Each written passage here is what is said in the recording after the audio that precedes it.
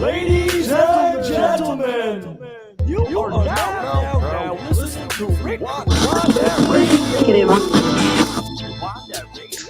Ooh, yeah, Vineyard. You were listening to Wanda Radio. You were listening to Wanda Radio. You were listening to Wanda Radio. You were listening to Wanda Radio. You were listening to Wanda Radio. You were listening to Wanda Radio. You were listening to Wanda Radio.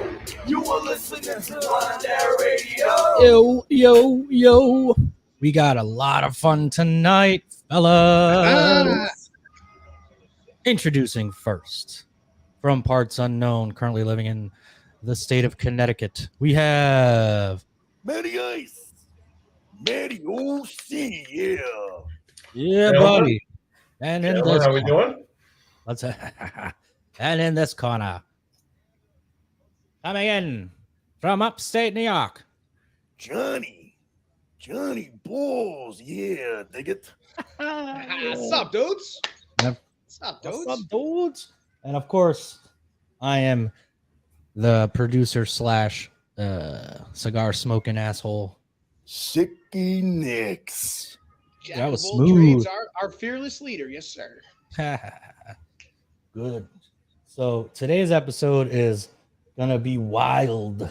We've got the world's greatest Macho Man Randy Savage impersonator, the Motch O Mann, coming in live from Vegas to hang out with us. That would be Las Vegas for all you people out there.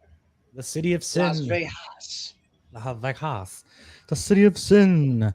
And he made this cool soundboard for us where we have all kinds of fun stuff. Hot take, diggity dog, yeah, And dig it. Gives you a good idea how good this guy is. So we're going to talk And all as we things. know, we all have a lot of those. I think a hot takes are what we're getting pretty good at on this show. That's right. So let's start off, Maddie. What do you got going on? What happened this week? What do you think about this Super Bowl?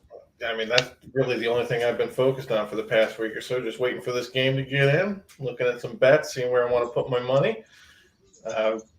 Thinking Cincy with the points, boys. How many points they getting? I believe it's 4. Oh. Any particular reason? Well, just looking at what Cincy has done, I mean, they've been hot for 6 weeks now.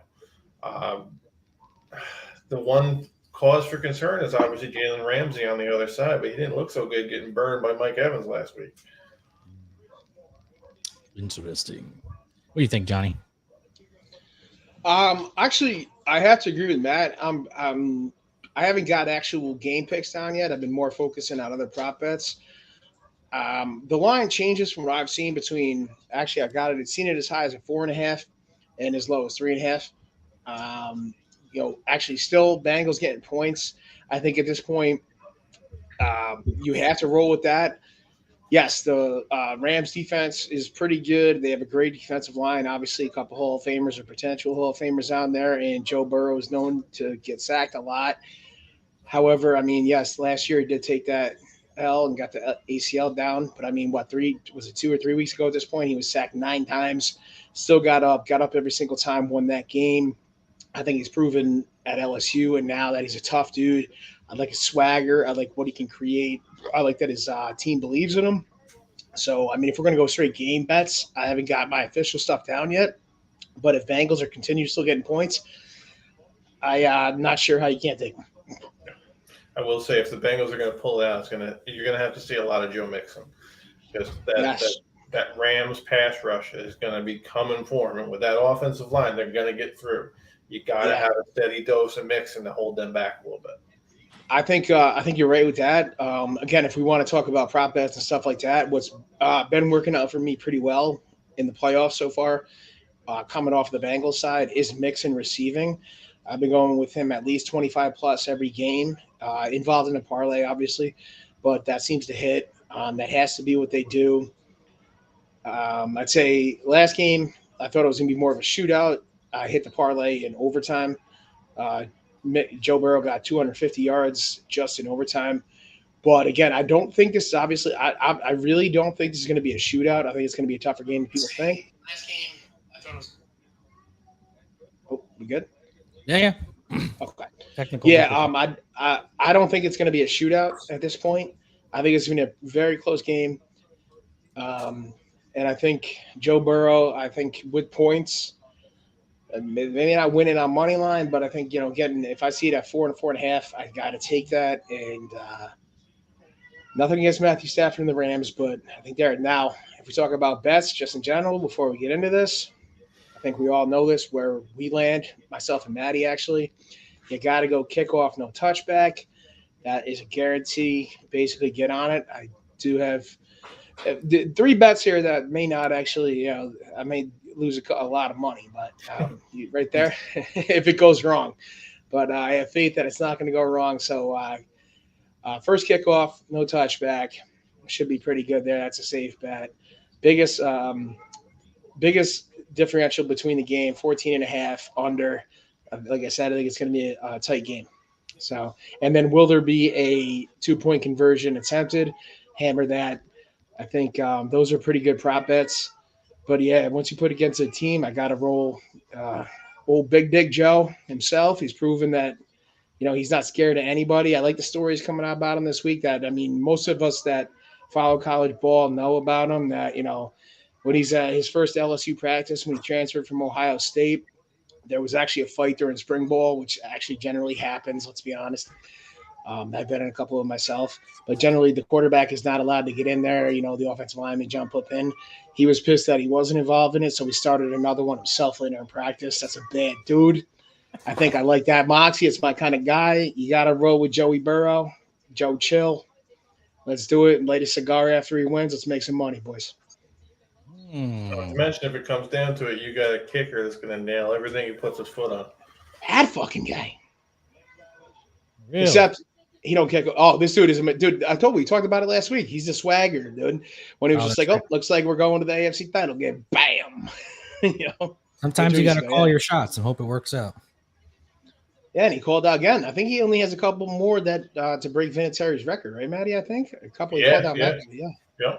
So the dude is and he's not a big dude. He's just a small dude. He's got a powerful leg. I don't think he kicks off for them, so I'm not really worried about that. So before we start throwing around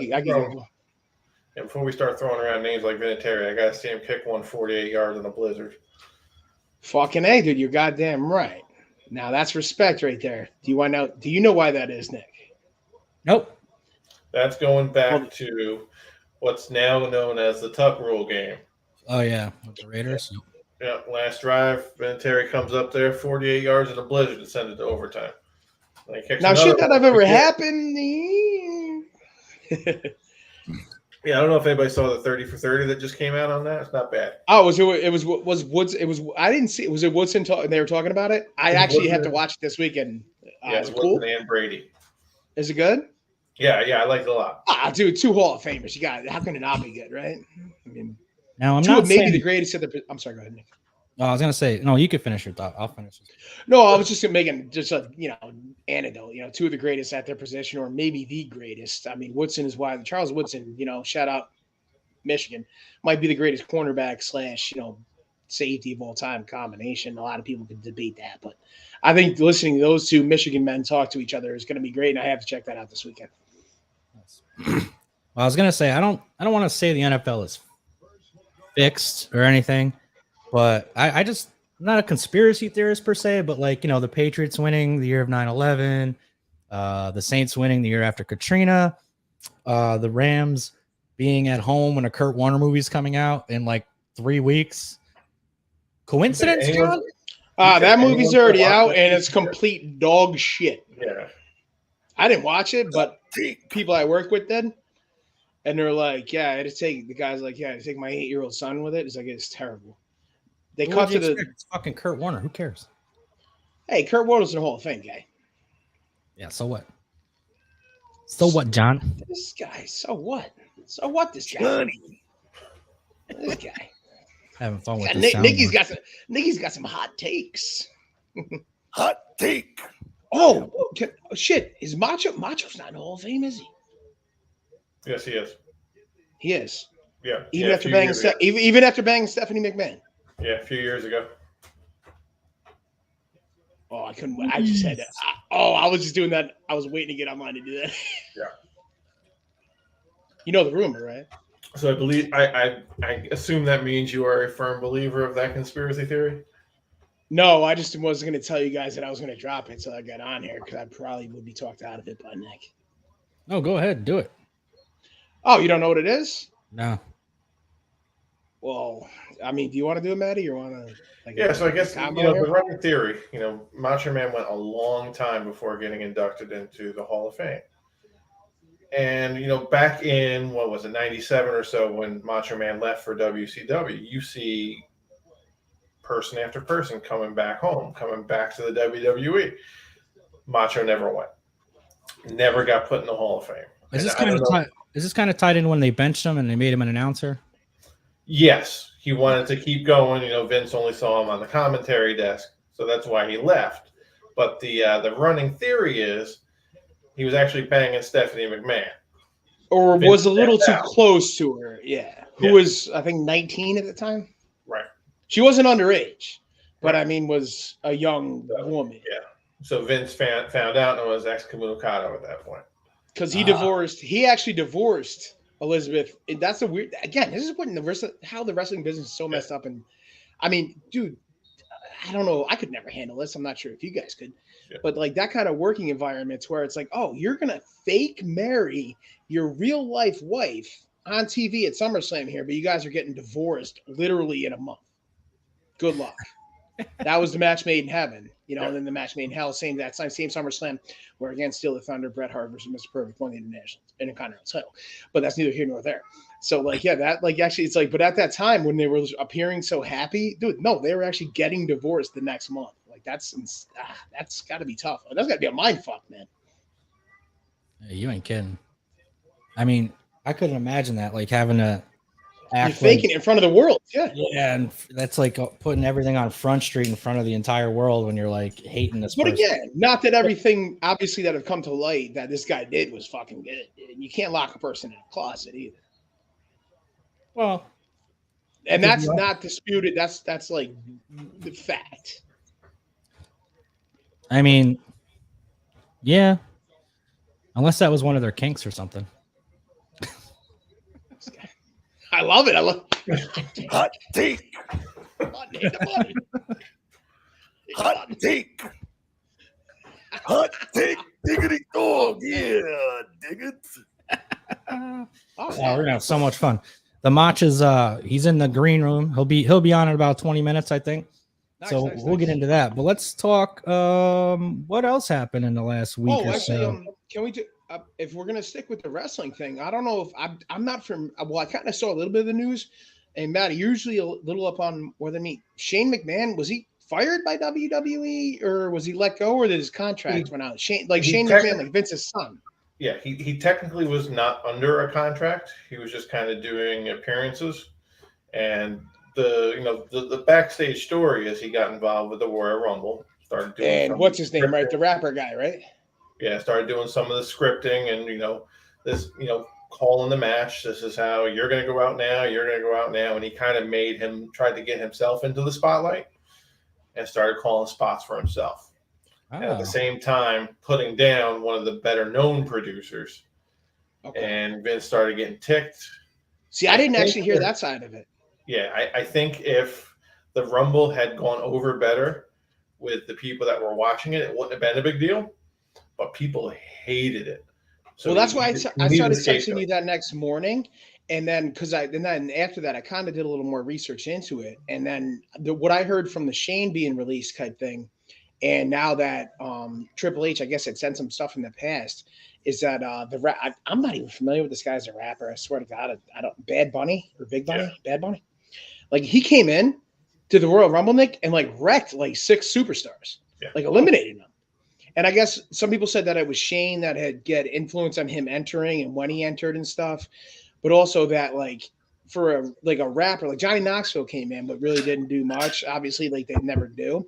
But this guy came in. Actually, I mean, he performed pretty well from what I saw the clips on Twitter, like doing, he did some fucking backflips and some shit like that.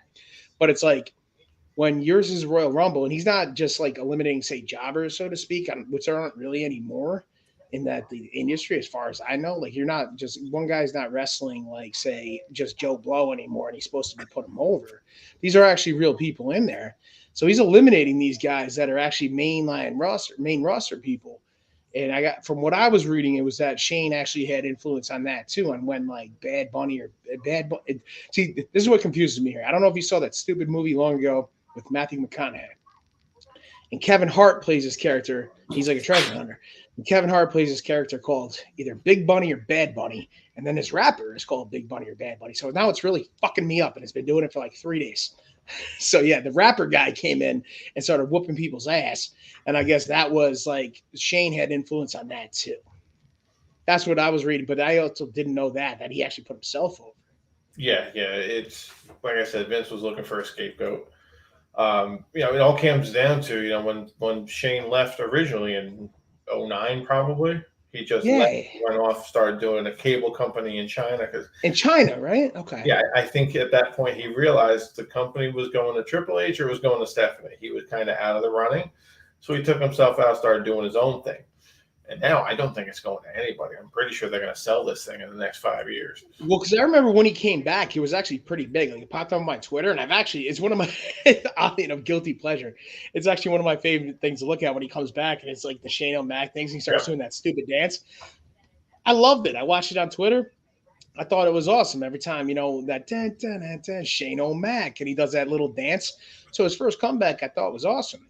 But so, do we know, was his company in China like successful at all, or did he just come back to? Yeah, it had a little bit of a run, but I think it went out of business like a year or so before he came back.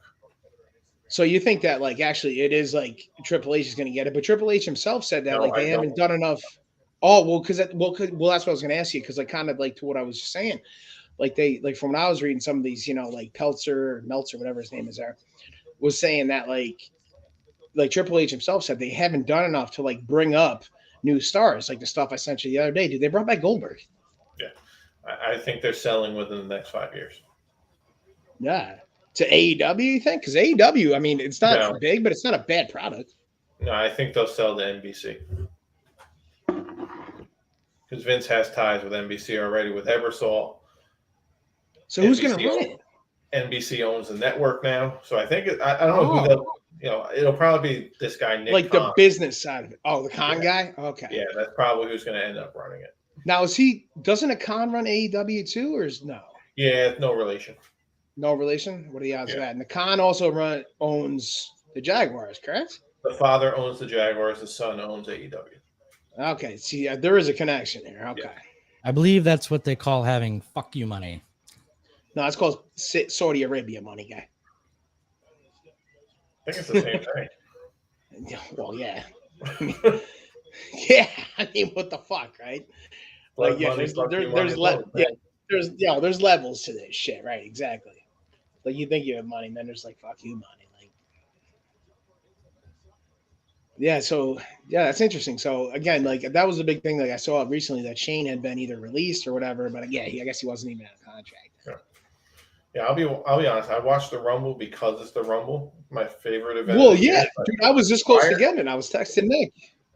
Prior to that, I haven't watched anything that WWE's produced since probably the last Rumble. Dude, I'll flip through something and I'll see it, and I'll see some highlights on McAfee shit from like SmackDown, only because I follow him and like that. But it's just like, all right, I see a guy playing guitar, but I see more AEW stuff, AEW. And it's like, all right, well, I mean, it looks like they're trying a little harder, It may be unbelievable, but I mean, I don't know. They're not a perfect company by any means. I just find it more what I'm looking for. Yeah, that's the best way to put it, actually. Yeah, because it's like these guys can't. That and they like to hire people that we know personally. Yeah, that too. And I'm talking about the Fox Vineyard. Woo! Exactly. He's been on AEW twice. I know, I'm joking. And actually, hey, we are special. We may have 2 special guests tonight, depending. Yeah, he said he might not be able to make it, but That's something I definitely want to have him on in a couple weeks, Yeah, definitely. and then we could talk about all this too. These are great, questions.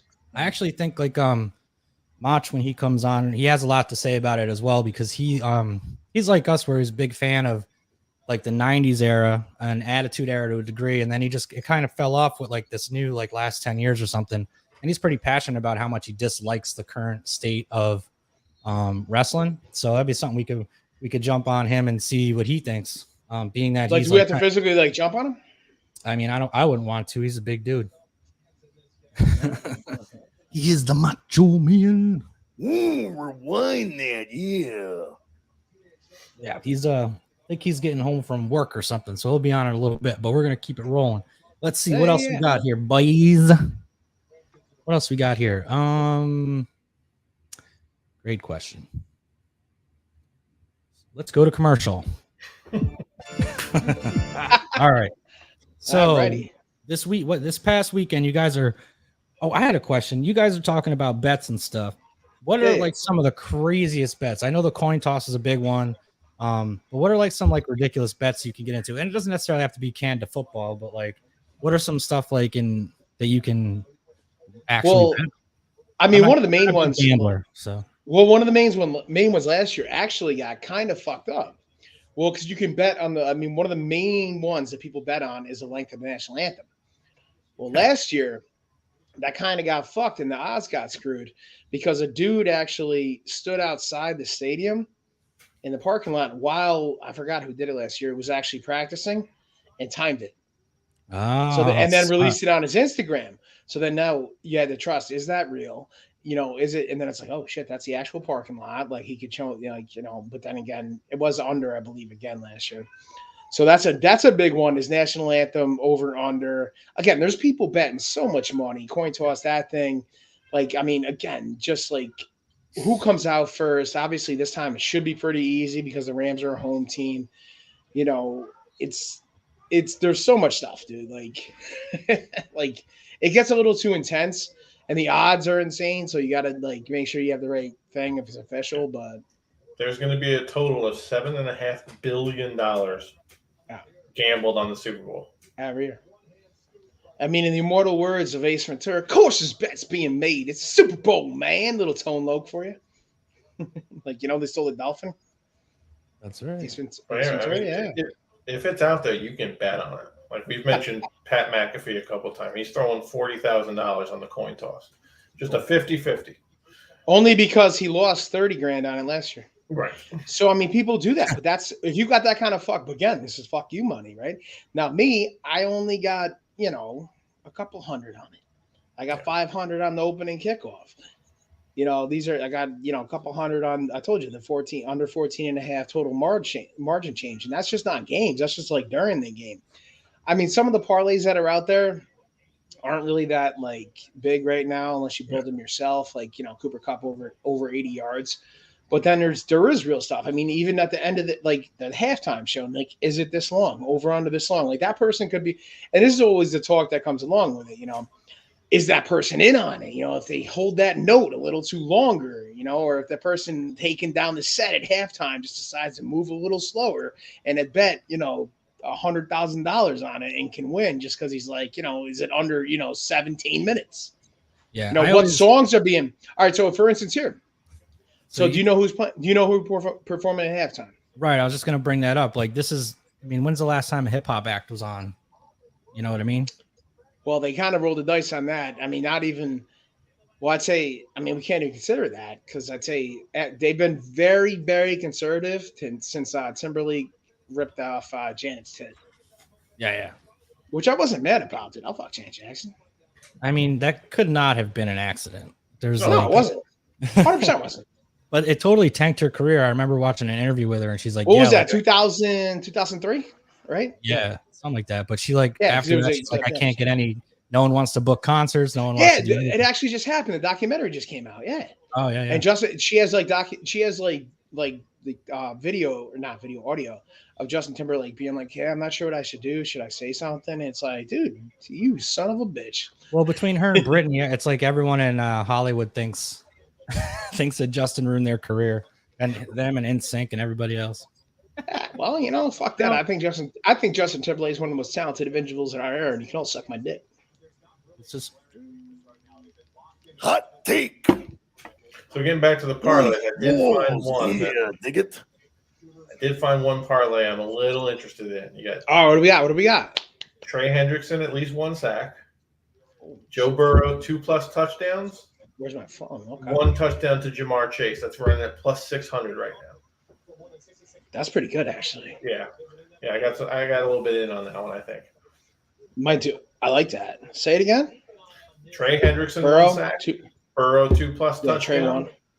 And Jamar Chase has to have one of them.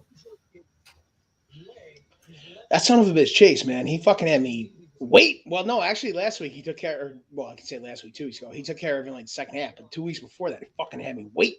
Son of a bitch. Well, that's the thing. You could That's wait pretty good, actually. 3.5 quarters for Jamar Chase. All he needs one. Ooh, boom. Oh, he needs one. That's right, baby. one. Was it? You said touchdown? 1 touchdown. Touchdown. Yeah. So it's called an anytime TUD. Anytime touchdown scorer. Anytime you see us in the text message, say anytime TUD. Like you can bet on this person to score a touchdown anytime during the game, and obviously depending on who it is, and you're just gonna walk away with your fucking headphones off. Why are you talking to me? Why is it on me? I mean, I am damn handsome, and now I'm just gonna have to sit here and talk to myself. All right then. So there I was. It was a kind of mild night. April 1st, 1983. My mother was going to the hospital, and I was charging through, right? So I entered the world. Should I keep going? No, I think we can stop it right there. We can kind of get back to this. This is what you. down here. Well, he shouldn't have done that, man. Sure.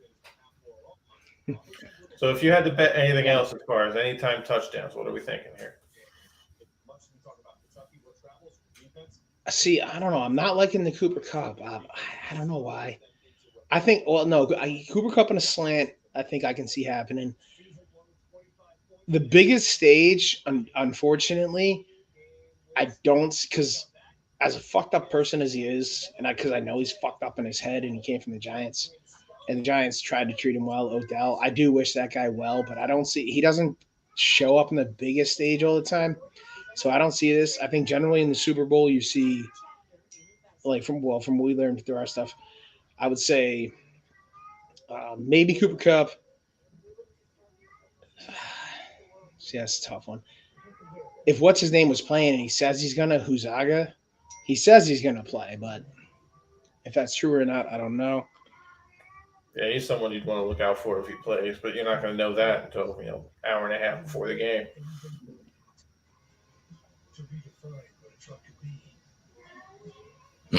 I hear a cat. I hear a cat singing. Sorry. Yeah, that was mine. Sorry, and then my phone was going off. My I'm going to say it ain't my place. Yeah, cousin. no cats. Nah, it was a stupid cat and my dog fighting back there. You got a $100 on the coin toss. And what is a right get parlay, Matt? Oh, ringer parlay. Okay. Never mind. Sorry, I just got my cousin and I rack these all the time together. So either we win big money or. All right, so you guys are both picking the Bengals with the +4 as of right now. If they drop it to 3.5, you change? Honestly, the only change I think I might take is going to the money line instead. Which is what exactly? All they have to do is win. Yeah, I mean to win the game. Yeah.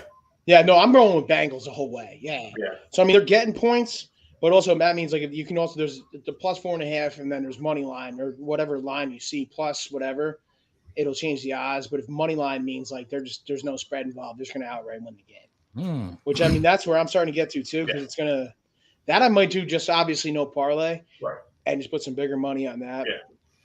Which I means guess if you're the underdog, if you're the underdog and you bet the money line, and they win, you're going to get better odds off the money line than you would with getting the points. So this year now I got to bet the fucking coin toss. Yeah, well I don't have your fucking what on the coin toss, dude? Like I didn't think we had a guest on the show yet. Yeah. Oh no, I'm talking to my cousin in text here. He's like, yo, we got to put a couple hundred on the coin toss. I was like, well, yeah, dude, you're the one that got this money, not me. I just get paid by the company. Like, I don't know if we can throw out these hundos like this, bro. Even though we did do all right. Better odds than 50-50.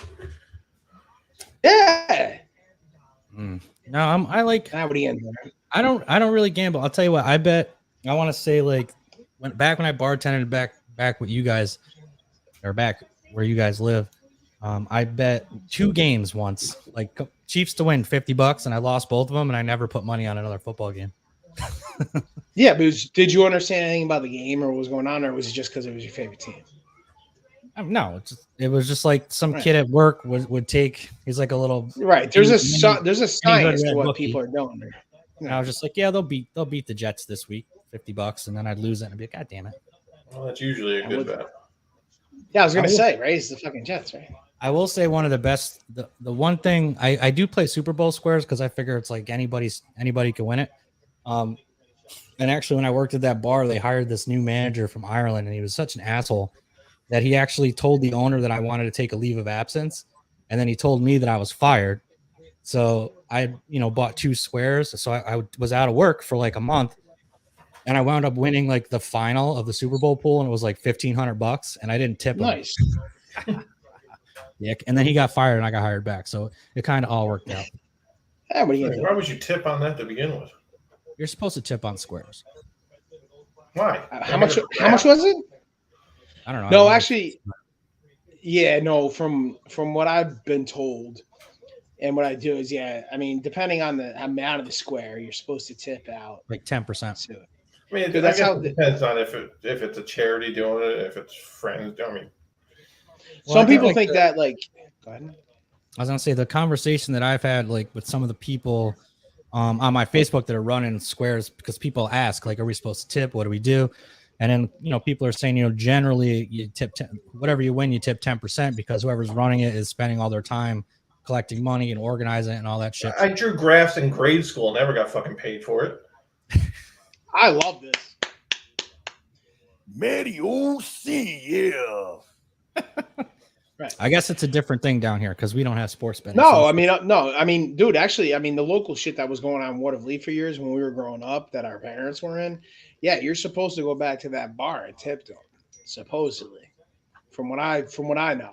Like, that guy was super fucking pissed I didn't tip him. Marty Tobias, yeah, like people like they expected, like, again, these guys were playing like, it was $100 square, so I mean, that's not that much. Now as we get older. Back in the day, I used to be like, oh, that's like big money. And now it's like, dude, I'm fucking betting on FanDuel fucking more. It's like, you guys are shit, dude. But like, yeah, there would be. But now it's like Matt just said, though, is it really that much work? Because they're just sitting in a bar. I mean, we are talking upstate New York and Florida here, so you probably do get a bonus for being able to count to 100 squares. But I don't. Hot like, what do you want?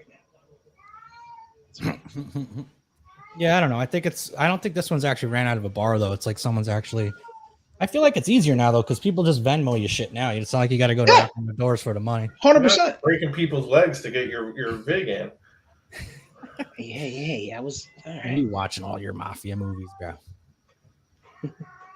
Easy, crazy. Yeah, and let's see what else have I gambled on. Isn't that why you're buying? Oh no, we can't say. I don't like to say names on here. We'll talk about it afterwards. Yeah. The only thing I do really is I go and I'll play like sometimes play blackjack. $100 in the coin toss, son of a bitch. Yeah, right, we want tails, boys. That's what just happened right there. And then what happens? You win $100 if you win it. Yeah, and if I lose, I fucking lose $100. Tails never fails. But again, it's all FanDuel's money after the past 2 weeks. So, look, I have like $4,000 on there. Oh man! Look at us go. So what else? So Matt's thinking about going to Vegas. What kind of games do you think you'll play there? You think you'll play the roulette? You think you'll play the craps? Now, can I reflect real quick though? Maddie, have you ever been to Vegas? Yeah. Yes, I went for one night. The last time I was in LA, we drove I've never been. So, oh shit. Yeah, we drove in for the night. We did an Aerosmith show. We had stage side seats for Aerosmith. Oh shit! Then we drove back the next day. Dude, that's a great story, bro. Why have we never heard that? Yeah. Tell us more. Well, I don't know how much more. Does Steven Tyler really look like a 70-year-old woman? It probably looks worse in person, to be honest with you. Yeah, I mean, I got a pretty up close look at them. so you came from where? So where did you come from? Like California? Went out to LA. Yeah, so we drove in from So LA. that's like a 6-hour drive, depending. About Well, 4.5. yeah, if you had It was traffic closer on to the Sunday, 7. Closer to 7 on the way back. Yeah, Because it was a Sunday morning, so everybody is leaving Vegas. I heard the average back is like the from my road. cousin. Only from my cousin. But yeah, I've heard that that back is like double time back. Yeah, because it's only a 2-lane road. So I mean, there's only so much you can do. So was it worth it just that one night though? Yeah, you had a great time? I would have loved to have been there longer, but yeah, it was worth going, absolutely. See, I think like so I think because you're a gambler and I am too, obviously. And Nikki, you've been known to play a little poker every now and again, yeah? You tried. I used to beat Matt all the time. Wow, this guy so arrogant. And Matt is not having that. Matt's face was like, no, you did not. You gotta lay off that whiskey, pal. No whiskey tonight, boy. I love it. Like that, he's straight up saying that did not happen. Nah, that's great. Yeah, so I think well, again, I think obviously 3 of us together is kind of dangerous, but 3 of us together in Vegas, me alone in Vegas. Well, and that's the thing. You gotta plan it out right. You know, if correct, if this trip happens, I'm going to be going for 4 or 5 nights. You can't gamble every single night. That's a lot. First of all, 4 or 5 nights. Short trip. Dude, first of all, 4 or 5 nights anywhere for me is a lot. Right. It's like, by night 3, I'm like, actually, I don't like to mention another pod. Ryan Russillo's stuff. He was talking about, he was just in Vegas. He's like, dude, I'm done with this. He's like, it's the second night. He's like, fuck this. I'm taking an Uber, going back to my room, chilling, and then driving back to, I'll be planning, kind of around shows more than anything. Stuff that that's cool. To take up 2-3 hours where I'm not tempted to go blow $300 in the casino. But you can booze a little bit while you're at the show and then just relax and enjoy your time. Yep. Yeah, that's the thing. Because I think you brought up a good point right there. Like a lot of these people, and again, like I said, I've never been to actual Vegas, but I've been known to be a bit of a gambler myself. And that's one thing I'm actually pretty not good at, obviously, but that is one thing. Obviously, you guys know me. Like, if I'm doing something, I'm 100% in. But I'm able to all right, the odds here aren't the best, so I'm not going to do this all night. That doesn't make sense. I'll sit there and drink your whiskey all night, but I'm not going to friggin' just get in every bet, So that's got to be some of I can't imagine how people go out there for 5 nights if they're just Every single person I've talked to has been like, if you spend more than 2 nights in Vegas, you're just like you're killing yourself. It's rinse and repeat. Like how many times are you going to put fucking $10 in a slot machine, whatever. I've never been there myself, but we have like the newest Hard Rock in the country here, and it's enormous, and it's $6 billion or some bullshit, and we have everything. I think they just legalized. So why are we not going there? Well, I don't know. I've never been to Vegas either, but they have they just legalized craps, I think, and roulette, so that should be coming soon. I'll play a little blackjack, but at this point, if I have a client out near it, I'll just stop in and I'll go in the high roller slot room and throw $100 in and drink free Jameson, because you drink free if you're in the high roller room. You don't drink free in the regular casino. So you go in there, you throw $100 in, you wait to see the waitress and hit the fucking button, and then you're like, hey, I'll have a whatever. I just made my bet here. Let's go. See that? I just made the bet. I was in there. And when I was in New Orleans, I decided to stay an extra day, so I had not a layover, but between my Airbnbs, I had 4 hours. So I just sat in a casino. I got some cigars. I was sitting out back smoking, playing a little slot machine. I'm sitting next to this guy watching football. And I'm talking. I'm like, yeah, our drinks are free here, right? He's like, yeah. He's like, oh, and you go right on the slot machine, hit the button, and they bring you your drinks. I'm like, oh shit. He goes, oh, what do you want? Let me do it. I go, why? He's like, yo, I'm a premium member. Anytime I ring in the drink, they bring mine first. Like if you ring it from yours, because you don't have a card or whatever, it'll take 25 minutes. So sure as shit, double Jameson, boom, boom, boom. 3 minutes, the guy comes out, hands me the drink and walks away. I'm like, this is amazing. So I just but you got to be careful with that though, because then it gets too amazing, right? Right? Right. In my own experience, And that's why I tend to stick to the poker room. 1 is the game of the best. 2, there's no house advantage. All you have to deal with is the rake. And 3, you could sit there for 4 hours drinking for free and play 3 hands. if the cards are going that way. Obviously you want to be going better and start winning some money, but worst case scenario, you can sit You're there just not liking the way stuff's going, right? Drinking for free, basically. All you're doing is tipping the waitress. Yeah, I only sat in one of those casino poker games once, and it was like I felt like I was playing on the World Series of Poker. Like it's 12 people at the table, and they're all like pros. They got their sunglasses on and their headphones. I'm like, Jesus Christ. Well, the difference there is like this is like their jobs, though. That's what it is. Yeah, that's their job. Right. Yeah, they go in there 8 hours a day, 5 days a week, and play. It's like Randers said, when you sit at that table, if you don't see the weak person, it's you. If you don't spot the sucker in the first 30 minutes at the table, you are the sucker. Well, I sit down, like I kind of just accept that I'm going to lose the $100 because, I know how to play, but I'm not like Matt where he studies like hands and math and stats and shit like that. So I like playing at like little cash games down here because there's usually like 2 people that are really good, but everyone else is just kind of like rich and doesn't care. So like there was a couple of years here where I would go, there's bars across the street or whatever, having completely legal cash games. And I'd win. I'd win $400 or $500 just because you play against the 5 people that didn't give a shit, and I'm like, ooh, I got my rent money. Like this is awesome. So, see the people you were sitting down with, we call them like a Kanish. They're grinding it out, dude. They're looking for that every day, just a positive every day, that kind of shit. Oh, I was lucky enough to learn from my cousin and Phil Sergiano, the guys that own the company or created it now. So it's where now there's so much, dude. There's so much different fucking Maddie. Have you seen all these games? Like it's fucking insane. Yeah. Like some of them, like Phil has never heard of, and he's literally a genius. Yeah, I stick to good old fashioned. It's like holy fuck. There's like 2-hand Chinese. I'm like, what the fuck is this? Good old fashioned. Yeah, hold it. That's all you need. But one dude from Water of Elite has bracelets in them. No kidding. Who's that?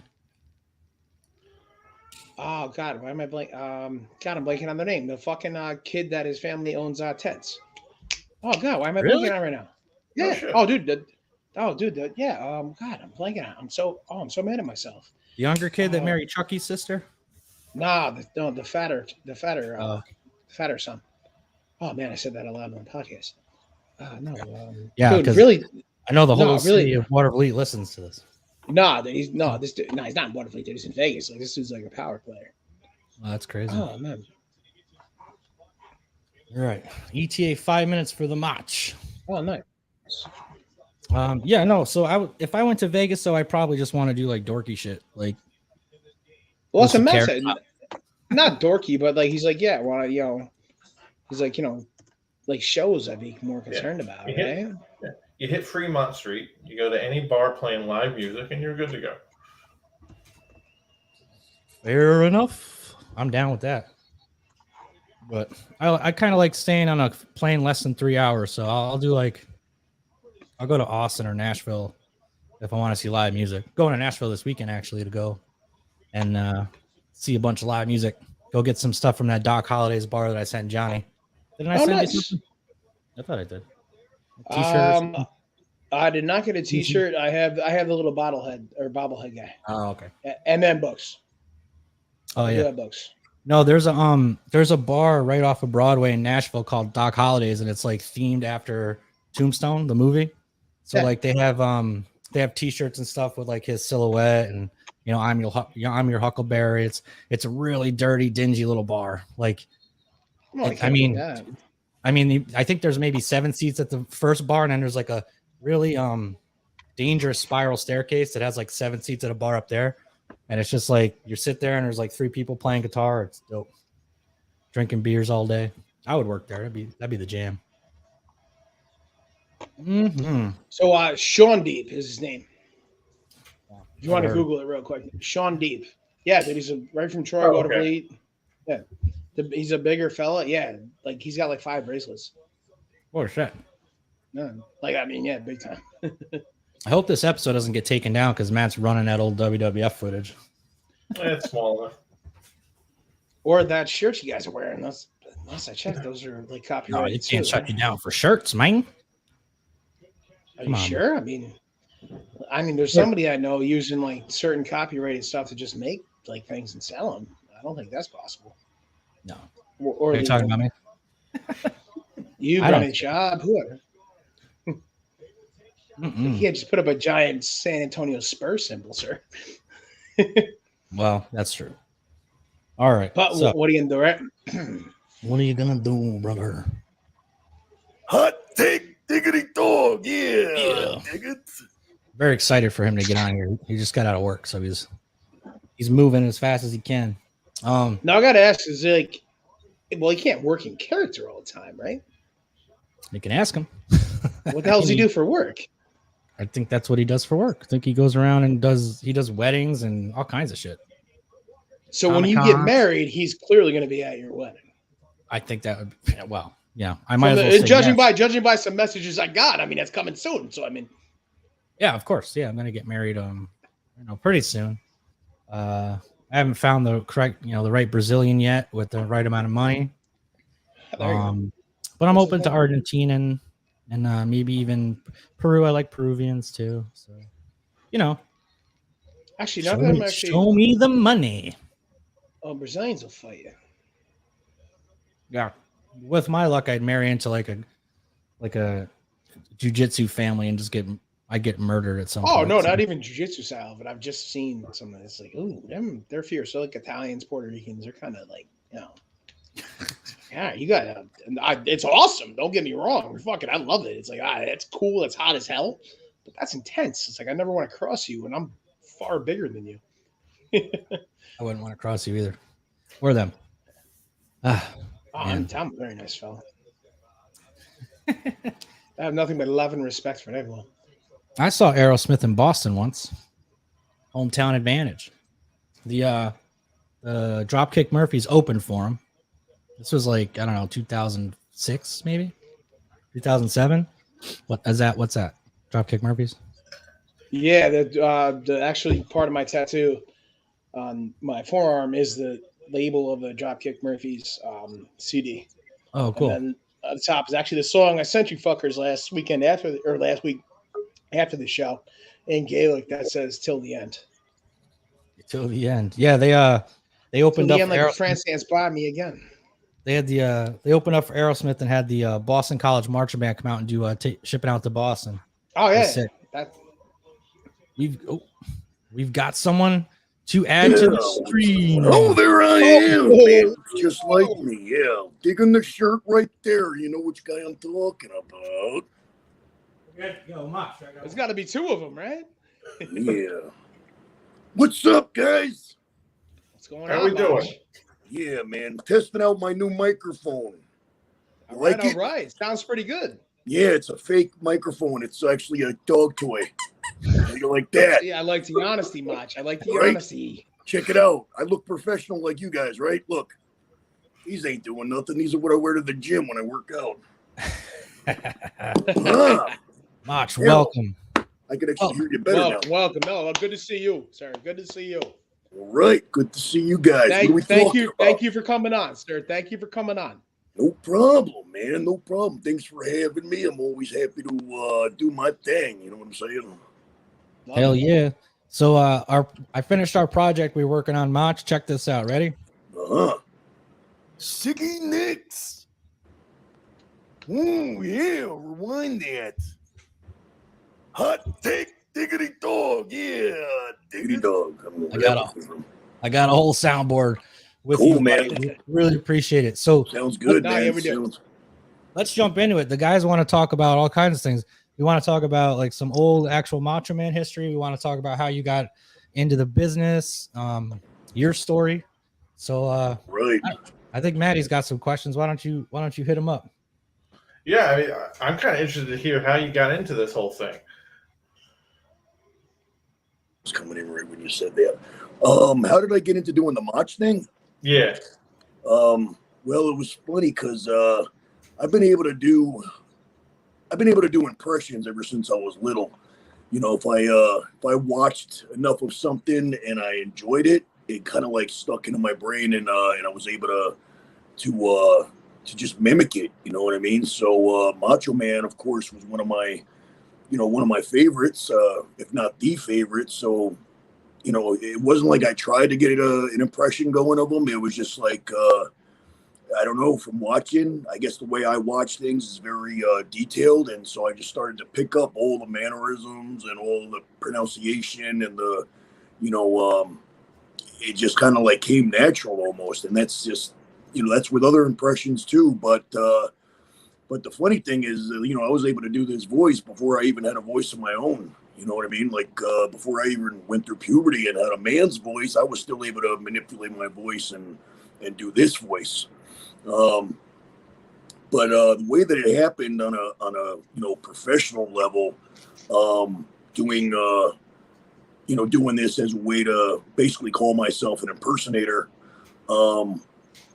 is that I had a wrestling career that lasted like 15 years or so under the name Vic Divine. And I didn't wrestle like this. You know, you could look me up, had a completely different look. You know what I mean? You won't even believe it's the same dude. But, you know, after years of doing that and the injuries and everything else, and, you know, just kind of like, you know, doing it for so long and not really getting to where that I wanted to be, it was kind of like, you know, getting less and less fun to do. And I said, okay, I need to, you know, come up with something else that I'm good at, but I don't know what else am I good at? And somebody put the idea in my head, man. A guy that I was actually I was working at a nutrition store, pretty miserable because I'm not the 9-to-5 kind of guy, and I needed to do something where, you know, where I was doing entertainment, because that's just, you know, whether it was wrestling or I did some acting. I, you know, lived out in LA for a while. I've done every form of entertainment that you could think of. So when I was taken out of that and working like a regular job, man, I was miserable.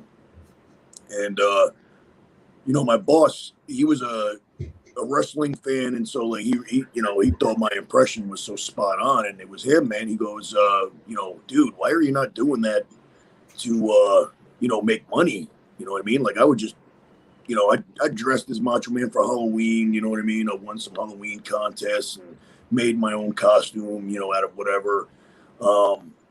And I realized, like, the first time that I put the thing on for like a Halloween thing, I was like, God damn, I look like him. You know, I didn't even know, because outside of the, you know, the gimmick, I don't think that I look like him. But when I put it all together and I'm doing the facial expressions and the mannerisms, you know what I mean? I was like, holy shit, you know. And so first thing I did, man, I just, like, you know, I got some business cards made up, man. I got, you know, I created all the social media, you know, for Motch. You know, I came up with the name. I don't know where I came up with it, but it just like clicked, the whole Motch O Mann. And it's been like 2.5 years or something like that now. And, you know, I've gotten booked on conventions. I've done weddings. I've done parties. emceeing, you know, nightclub things. I mean, it's like, you know, thank God I had something to fall back on that I didn't even know. There he is, right there. Who's that guy? Yeah, exactly. That's an old You're welcome, Nick. From 2003-ish. Yeah, impressive, huh? Motch, that was almost 20 years ago, right there. Yeah. Good googly moogly, sir. Yeah, I was chemically enhanced. I'm not gonna be one of those. Hey, man, I'm not gonna be one of those guys that lies about it. You know what I mean? You know, I wanted to be a signed WWE guy, and I had to look the part. That's the first thing that I did was, you know, I needed to be taken seriously, so I did what I needed to do. Hey, you're a Macho Man. You ain't no Hogan, right? Well, like so to look at that as Motch, I mean, that was the main going thing, right? There was a huge beef between Motch and Hogan. And obviously you or Motch, obviously far more skilled athletically, everything like that. He was bigger. They thought, you know, you weren't big enough. And like athletically, I think at WrestleMania 3, you, Motch against Ricky Steamboat, widely considered one of the greatest wrestling matches of all time, just because of your sheer athleticism. I think is just amazing. Oh, go ahead, sir. No, I just wanted to cut you off right there. Like you referenced, it's funny because people do that. It's like weird to me. Like when you speak to me as if I'm Randy Savage, it's weird. Like, you know what I mean? So okay, well, I asked Nick how am I supposed to refer to you? Yeah, no. I am the world's greatest Macho Man impersonator, past, present, and future. Yeah. So like, I don't want to be like, I don't want anybody to think that No, I'm I understand that. So I trying to appreciate fool that. Too. them or Okay. anything. You know what I mean? Okay. But Okay. so as far as the real Like Macho, how would I like your take on that? Because you've been in the business. Like, so that match right there when he did against Steamboat, I mean, from what I can understand from the industry, and I'm just like a kind of outside fan that grew up with it. I think that match with Ricky Steamboat is widely considered one of the greatest of all time, just because of the athleticism, the way it was put together. What would be your thoughts on that? You think? well, that match, like, you ask anybody, and that definitely was, one of the greatest matches of all time. And Ricky Steamboat and Macho Man had several matches, you know what I mean? And every time they worked together, it was just, I mean, there was a lot of matches building up to that WrestleMania match. And if you watch it the way that I've watched a lot of their matches, even some of their, like non-televised things or whatever like that, that I have on DVDs or whatever. And you'll see a lot of those spots and so they took little bits and pieces of like all of their great matches and put it into one. So when those two worked together, man, it was just one of those, like, I don't know if there's two people, right? I don't know if there's two people that, that gelled together so well. I mean, when you see those arm drags that Ricky Steamboat does, his arm drags are like nobody else's. His arm drags are awesome. But the thing is, Macho Man took them in a way that he takes the same bump as if he was taking a hip toss. So when he takes it, he goes up and over, and it makes the whole thing just look beautiful instead of like doing that sideward type of, you see a lot of people taking an arm drag And then hit the flat back. Right, and it looks like shit, not because of the person giving the arm drag, but because of the guy that's taking it all, like they call it like a swinging door. You know what I mean? Kind of just takes it, and you know what I mean. Where Macho Man would take the arm drag, but he would go over completely, like like you would a hip toss, and it just looked beautiful. So I mean, I don't know what else to say about that match except that it's like the two of them is like magic. You know what I mean? And any match with Ricky Steamboat versus anybody, is awesome. And then the same thing goes for Macho Man, except for, Right. There's a few that it's like, the Ultimate Warrior. Some people might say that, he wasn't the greatest worker, and but Macho Man was able to get the best out of him that he could. He probably had the best matches with Macho Man. I still think that, you could definitely tell that Macho Man was like pulling teeth. You know what I mean? He was doing what he can. Well, that was kind of going to kind of lead into my next question. Like, as a fan of Mach as you are, like, to as athletic as he was, like, he could work with anybody. And I think, like, we all know, again, growing up, fans, and we're kind of smart marks or however you want to call it.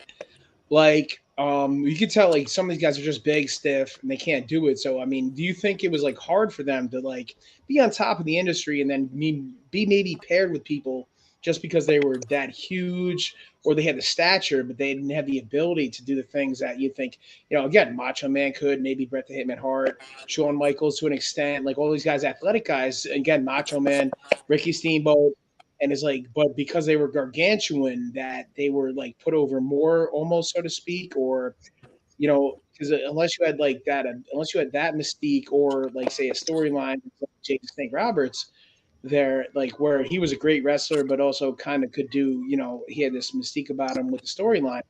Like some of these guys just were just like big and stiff, but just because they were big, that Mach or the other people had to sell it. Like, how hard do you think that was, like, for them to try to do, like, just day in and day out, try to make a person look better when, and not like just be mad about it. Well, if you're a true professional, like Mach was, I didn't know him personally, but from everything that you hear about him, he never had a problem with with doing the job for anybody. He was all about business. He wanted to do well for the business. He didn't go into business for himself, as they say. So, if his job was to go out there and help, build the Ultimate Warrior and make him look strong and make it look like, and make him look like he's like Mach is getting his ass kicked or whatever like that, man. He's all about business like that. That would help the business, so that's what he did. I don't think he ever minded, passing the baton. You know what I mean? And I think he always did what was expected of him. He never said, "Oh, I'm not losing to this guy," or "I'm not gonna," So they wanted to have that Macho Man and Ultimate Warrior feud or whatever. You know what I mean? So it was up to Mach to make it look good, and he did. He almost made Ultimate Warrior look like he knew what he was doing. So you mentioned that you actually never met Randy Savage, but I actually did. You did? I did. Real quick story. I was a kid. Okay. Outside of the Westchester County Center, which is where I used to watch wrestling, and I used to I wrestled in that building actually.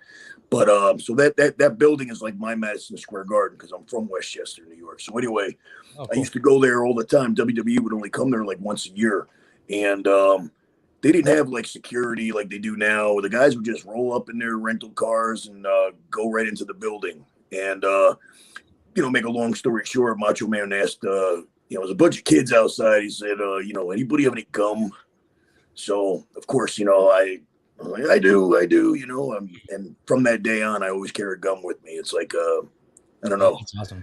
Because look how lucky I was that I got to give him, my gum, and then I did my impression for him. And oh yeah, said, yeah. I remember and I must have been like 15 or something like that. And so I gave him the gum, and I said, hey, well, hold on, I want to do something for you. And I did the ooh yeah, dig it. And he said, oh, that sounds a little familiar. Said something along those lines. So that was my meeting with Macho Man. Never met him after that. You have an interesting story about because I did a little deep dive on you. You have an interesting story about when you went to find his rap CD, a rap tape. Oh, can you tell us that one? Yeah, this is incredible, guys. It's gonna blow your mind. Yeah. Wow, you do your homework, man. I don't even know where you found that out. You're stalking me, man. Gotta do what I gotta do, man. So there's a place here in Vegas called Zia Records, and it's all like used CDs, DVDs, even vinyl record, everything, and you could, buy and sell and trade and all that kind of stuff, right? So I've gotten a lot of wrestling DVDs from there, used DVDs and a couple, some CDs and whatever. And I just asked the guy, I said, hey man, you ever heard of, I said, Macho Man Randy Savage put out a CD called Be a Man. And I said, you guys, what area, what section would that be in? Do you have it? And so he goes, well, let me check, and he said, well, we don't have one here. We have one at the other location. And he goes, I could get it shipped down here and have it in a couple of days. I was like, all right, cool, So he gave me a call in a couple of days. I came down. It was, in good condition, and it was like rewrapped. They package it, with the cellophane or whatever. And it was $5. So I'm like, shit, man. All right, cool, man. And I knew it was more like I had heard some of it before, and I knew that I'm a huge Macho Man fan, but one thing I got to say is that was a real bad CD. That was a real bad idea. No offense, but, and I still listen to it. But here's the interesting part about it. I open it up, and the pamphlet is actually autographed to Frank, Macho Man Randy Savage. So it's an actual autograph to whoever got rid of it, traded it, or sold it to them. And he said, you want me to show it to you? I'll show it to you. Hell yeah. Hold on. How wild is that? Now on that CD, I believe there's the diss track to Hogan and the RIP to Mr. Perfect. That's right. I don't know if you could see it. Let me see if yep, that right there. Trying to get that's a good wild. angle. But yeah, it's in black Sharpie.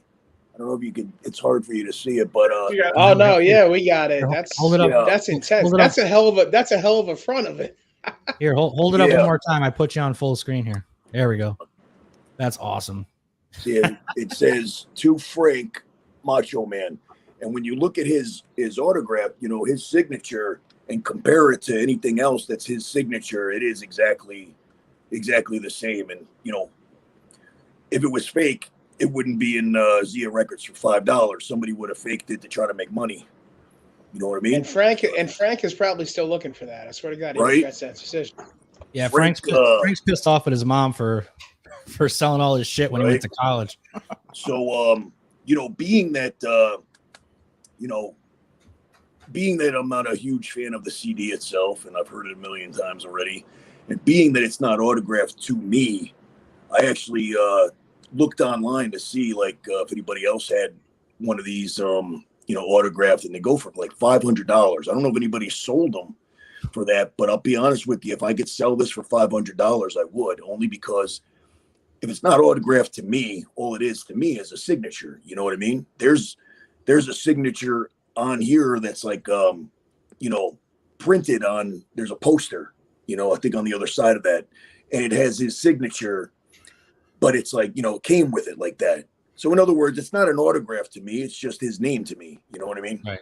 If it said to me, you know, this thing would be, you know, in a vault somewhere.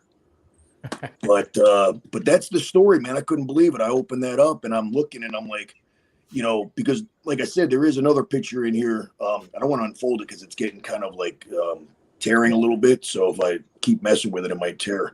But you know, I'm looking and I'm like, well, that's an actual autograph. You know what I mean? Like the other one is printed. You know what I mean? But this one, I'm like, yeah. So you could tell the difference, right? Oh yeah, I mean, because it says to Frank. Right. Yeah, and the signature is exactly the same. If you look at any of his signatures, like I've seen other things autographed by him, you know, and you know, signature don't change, man. It's exactly the same. So if we're on that topic real quick, sir, how do you handle like people like asking you for an autograph or something? Like, because obviously you respect the business and Macho Man so much, like, you know, person, you just do it as yourself, and like they don't really think you're like a child. No. You're just trying to like, okay, yeah. You know, because I am basically like, you know, I'm Motch O Mann, and I have my 8x10s, and I sell them and autograph them and all that stuff, but I never tell anybody that I'm him, or I never sign anything Randy Savage. As a matter of fact, I don't use the name Randy or Savage. My name is Motch O Mann, spelt that particular way because that's me. That's my thing. You know what I mean? No, yeah, that's great. Like all of my outfits that I got made up, that say, like, I have a pair of trunks. You know what I mean? I got a pair of the purple trunks. I don't know where. They're over here. I can show you. Yeah, good thing I didn't put them away yet. Hold on a minute. Because I have somebody that does my stuff for me. When I can afford to get some things done, I tell her what I want, and oh, shit. Here we go. I'm gonna show you my panties. Do these look familiar? Look at that. Oh, look at that. And on the back, what does it say? Motch O Mann. See what I'm saying? So that's who I am. You know, I never claimed to be him or related to him or use his name. Oh no, I just wanted to ask, like, just to be like, I wasn't sure. Again, in the beginning, I wasn't sure how to refer to how everything's going on. Okay. Oh yeah. But it's weird because people will be like, you know, people that aren't like real wrestling fans, people will be like, they'll think that I'm really him. Yeah. And I'm like, well, first of all, well, he's dead. Unfortunately. Yeah. But here's the thing: if he was still alive, he wouldn't look like this.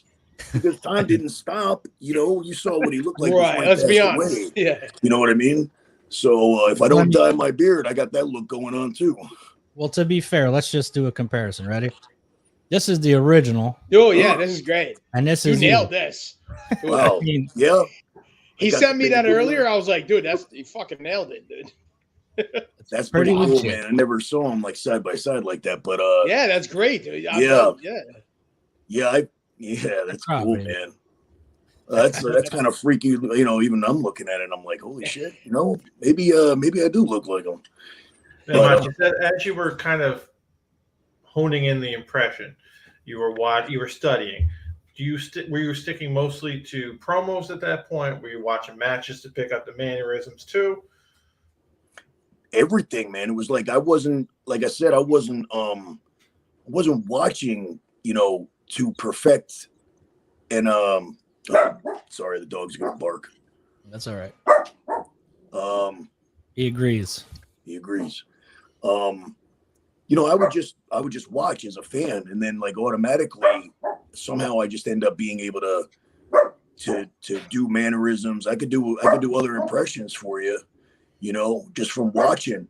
I'll drink my damn drink here, sit back like it's a beer, and that's the bottom line. Oh, that sounds familiar to you. Excellent. But and that's just from that's off of the same kind of gravely voice. What's that?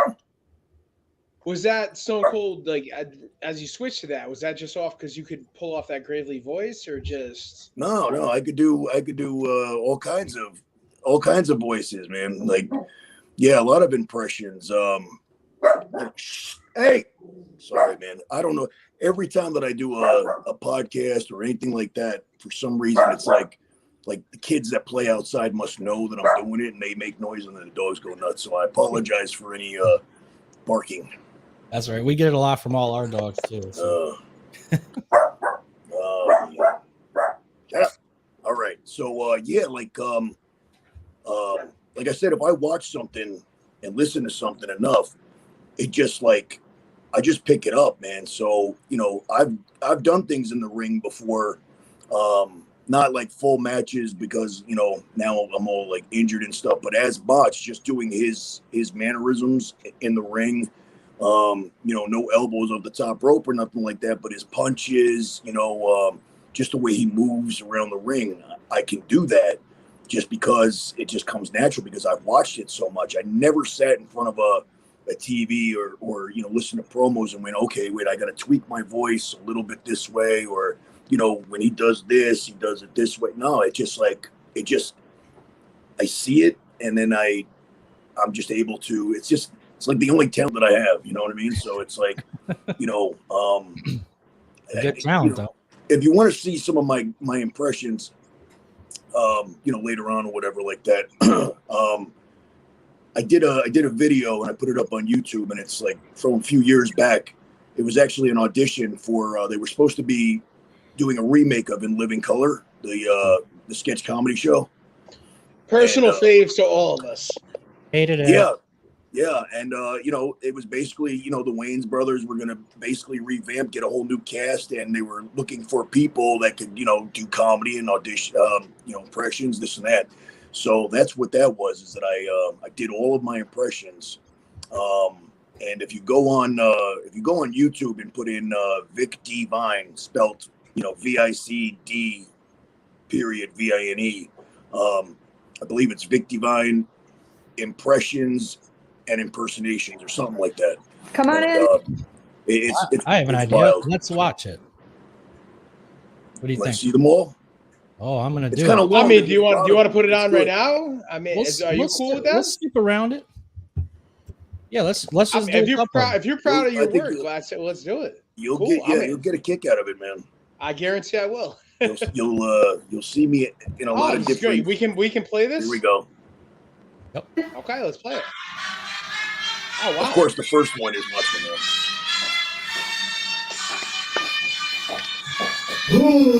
Yeah, Macho Man is back for one reason. Yeah, Kenny and everyone listen up and listen real good.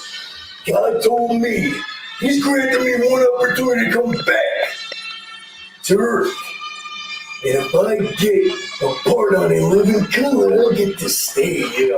So what I'm telling you right now, you got this one opportunity for the Macho Man to come back for good. Don't disappoint the Macho Man. Yeah, Macho Man. Next. Oh, this is great. There you go. This is what the people want to see, Mach. This is Stone Cold Steve Austin, and I know I didn't just see Macho Man Randy Savage leave this audition. I'm gonna tell you something right now, King Ivory Wings. You think you're so big and bad? I'll tell you what, Sam. You know when you hire Macho Man Randy Savage for this role, and I'm gonna have to open up a can of whoop ass on you. And that's the bottom line, because Stone Cold said so. Next. Oh, this is fantastic. Oh, this is just a character that I. Oh, hi. It's nobody in particular. Listen, my name is Bruce. I was going to audition for this, but I don't know who those two big, beefy men were that just left, but that's a little more important right now. So, ta-ta. Okay. Man, Next. this is one of my best ones, too. Watch this. Here, hi. Oh, Dice Man! The Dice is there. How you doing? My name is Andrew Dice Clay. My agent calls me up and says, Guys, I have an audition for you. You have to go try out for a living color. I say, shut your mouth, honey. Let me tell you something, Keenan Ivory Wings. I know you a long time, huh? You know, I'm not doing too much these days. I think maybe you need to give me a job. You know what I mean? You know, I'm fucking funny. Huh? Make you laugh. All right, Here's you a need little to do something Dice for you. too, sir. You nailed Dice right there. I'm a big The fan other of night Dice. I was out with Fucking your nailed it. mother. Now here I am trying out for a living color. I'm freaking believable. Huh?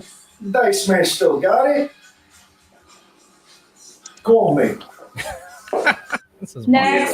That was awesome. Oh, I think these are some living color characters. Like, remember Anton? I heard there was an audition for this show called In Living Color. Sounds kind of familiar to me, but I don't know. My name is Anton Jackson, and you may not know, but I am a theater major. I used to do Shakespeare in the Palm. To pee or not to pee? That is the question. Then without answering, you might be wondering what's in your jar. Oh, 100% go I've back. been saving up my boogies ever since the last episode of Living Color, and I'm ready to come back. Because I saw Daniel Ryan Here you and I go. saw Jim Carrey. Call me. I got my cell phone somewhere. I don't know if you want to watch the whole thing. The last, we'll kind of jump in because it's long, you know what I mean? But there's some in living color characters. There's like a Fire Marshal Bill and Yeah, that's where I was just going. I saw Fire Marshal Bill as he was scrubbing. Yeah. So that's one of actually myself and Nick's personal favorite character, and I think Maddie too, coming up in like elementary school. Dude, that was the best show, bro. Like, I loved it, man. And again, it's like just from watching things, man, I just pick up, the characters. There was a, Vera DeMilo. I'm a big Jim Carrey fan, so I don't necessarily do a Jim Carrey impression, but I could do things that Jim Carrey, certain mannerisms or certain, like I don't do his voice, but like funny things that he does that I'll do, and then people will say that, that it's a Jim Carrey impression. You know what I mean?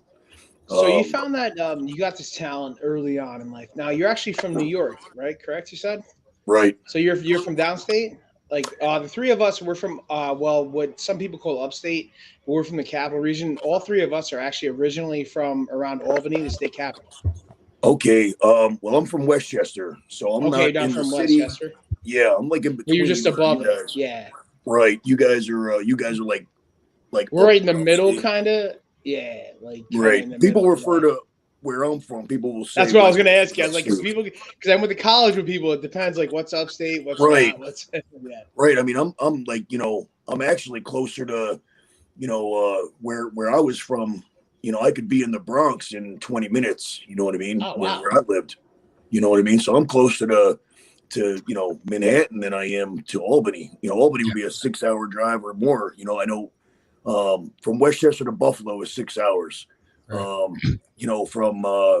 From Westchester to Manhattan is like 45 minutes an hour, depending on traffic, of course.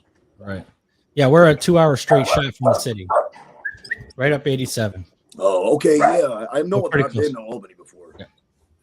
Yeah, it's where. Oh, man. No, again, no. So you started off as yourself, sir. Obviously, as like in the business, which I respect so much that, because this is where we're getting the back end of things here, like where it really came from, and stuff. So like, you were as your own profession, like as your own professional thing, like you came into Motch, like because like you respected it so much, and like currently, what do you think? What's your current view of like the industry now? If I can ask you, if that's okay. Well, it's got the potential. The industry itself, the business itself, it has the potential to take a really cool turn right now, but it probably won't. And that's probably more likely due to Vince McMahon not wanting to do certain things that would be awesome for the business, because he's not about the wrestling business. He's just about business. He's all about, his stocks and his shareholders and this and that and everything. He doesn't care about the wrestling product anymore. He's still making more. They say he's making more money than he ever has, but yet his attendance is down, and you know what I mean? And his pay-per-views and everything else. So it's like he's making money from somewhere else, and he's making all of the investors happy, and he's making the it's not about wrestling anymore with him, and that's So why. So my friend Matt could follow up with it about that kind of stuff, because he's far more familiar with that aspect than I am. Matt, you got the question about like where they're going to go, like selling it most likely, you think? That's my personal opinion. I think they're setting it up to sell it within the next 5 years or so. I got no inside information or anything like that. It's just kind of a gut feeling the way keep releasing all the high value guys. They're kind of pumping up the profits so that the business looks in a better spot. Right. Yeah, there's definitely there's been a lot of talk about about Vince selling WWE. There's been a lot of talk about that. And who he's going to sell it to, and some of them are rumors, and some of them are actually like partially true, or at least could be. He's definitely looking to, I think he's definitely looking to sell it to whoever's going to pay the most money, and he kind of doesn't give a shit about his family being a part of it, obviously. Old Vince McMahon. Right. I mean, look, like he just fired his own son, which I don't know if that's 100%, legit, or if that's a work to, what I mean? Like, it seems a little, I don't know, seems a little workish, but it could be. And he didn't want nothing to do with buying it anyway. He's more interested in being a performer than being an owner. But, everybody thought a few years ago, actually up until just recently, that Triple H and Stephanie were taking it over as soon as Vince was ready to give it up or whatever. And Triple H seems to be for some reason, nobody's talking, but you don't hear them talking about him. He they took away the NXT from him completely and changed it around. They fired all of his friends. They I don't know. I'm thinking, in my mind, I'm thinking there's something going on way behind the scenes that has nothing to do with anything. And there's marital problems between Triple H and Stephanie. That's my own opinion. I'm not spreading rumors, but it seems like Vince ain't too, happy with Triple H. And, it's almost like, does he still have a job there or what? I all I know from personal experience is you're friends with my brother on Facebook, Fox Vineyard, and he does a lot of the indie circuit stuff, and he actually got hired by NXT like I want to say a month before the pandemic hit, and he had his first he did like background acting, because I guess with NXT they'll bring you in and they'll have you work, but they'll have you like do if they do like a promo, you'll be in the background with other actors and stuff, and they have it all, staged or whatever. Okay. And then as soon as he got his first little check, I told him to frame it. I hope he did. And as soon as the pandemic hit, they fired everybody. Like all the people that they were picking up, and AEW picked up a lot of those guys. I know that. So, and that's what we were kind of talking about before we got on the live stream here. Are they gonna just completely dismantle WWE, and then is AEW gonna kind of take over? Like, what's really gonna happen? There's so much like up in the air right now.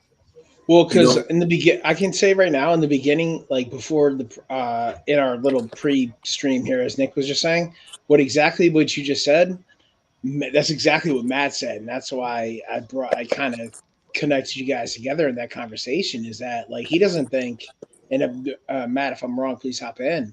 And I think you said the same thing. Like Vince doesn't want it, and I don't think he trusts Triple H. Well, I don't know why he wouldn't. I mean, look, NXT was doing, and maybe it's just Vince's ego, man, that NXT was doing better than WWE. And I think maybe that, got Vince a little butthurt. So, it's like, but it's your company and you're making money and you're doing well. So, you know what I mean? It's just like, it's like childish shit. You know what I mean? Oh, well, I'm going to take the keys away because you're doing better than me and I could make it better. And then he turns it into this 2.0 shit, which I've never even watched, but from what I heard about it, it's like, we're going to hire guys that don't know how to work and put them on TV, in front of an audience. Yeah. You got 20 years of history to back that up too. WCW goes under, Vince buys it. Right. Everybody comes in. Oh, you actually like this stuff? Let me show you what you actually like. And that farce of an invasion pay-per-view where every WWE guy on the card actually wins. Right. Vince doesn't care what the audience wants. He's going to tell you what you want. Exactly, man. Exactly. Like he was trying to, how long was he trying to, shove Roman Reigns down everybody's throat by making him a babyface? And the minute he kind of gave up and said, fuck it, we'll make you a heel and see what happens. He's still trying now, though. He's trying to, what? Well, Roman's the guy now, right? Correct? Right. As far as I know but now he's a heel, correct? Right. But that's like going. Organically, is he though? Started to. What's that? Like, oh, yeah. I'm because I'm asking, like, are you like connected? Because I'm not personally connected to like the actual like the thumb of the industry right now, like where people are they buying Roman as his heel? And I believe he's doing the character as like the head of the table. That's what he's doing, right? Right. Like I don't watch, but I know what's happening. You know what I mean? Are they like? Are people? Do you think people are buying that? Oh man, he's over as fuck as a heel. Oh wow, really? You know what I mean? Hottest thing going. Yeah, Is he's he? like he's like the number one star just because he's a heel. So can I ask why, in your opinion, sir, who's been in the industry, and Maddie, who's a big fan, like, all right, so then why did, like, again, like this past weekend, or not this past weekend, whenever all of a sudden, Brock Lesnar had to win the Royal Rumble, and then they just brought back Goldberg.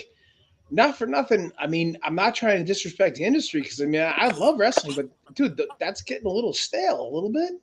Well, here's the thing.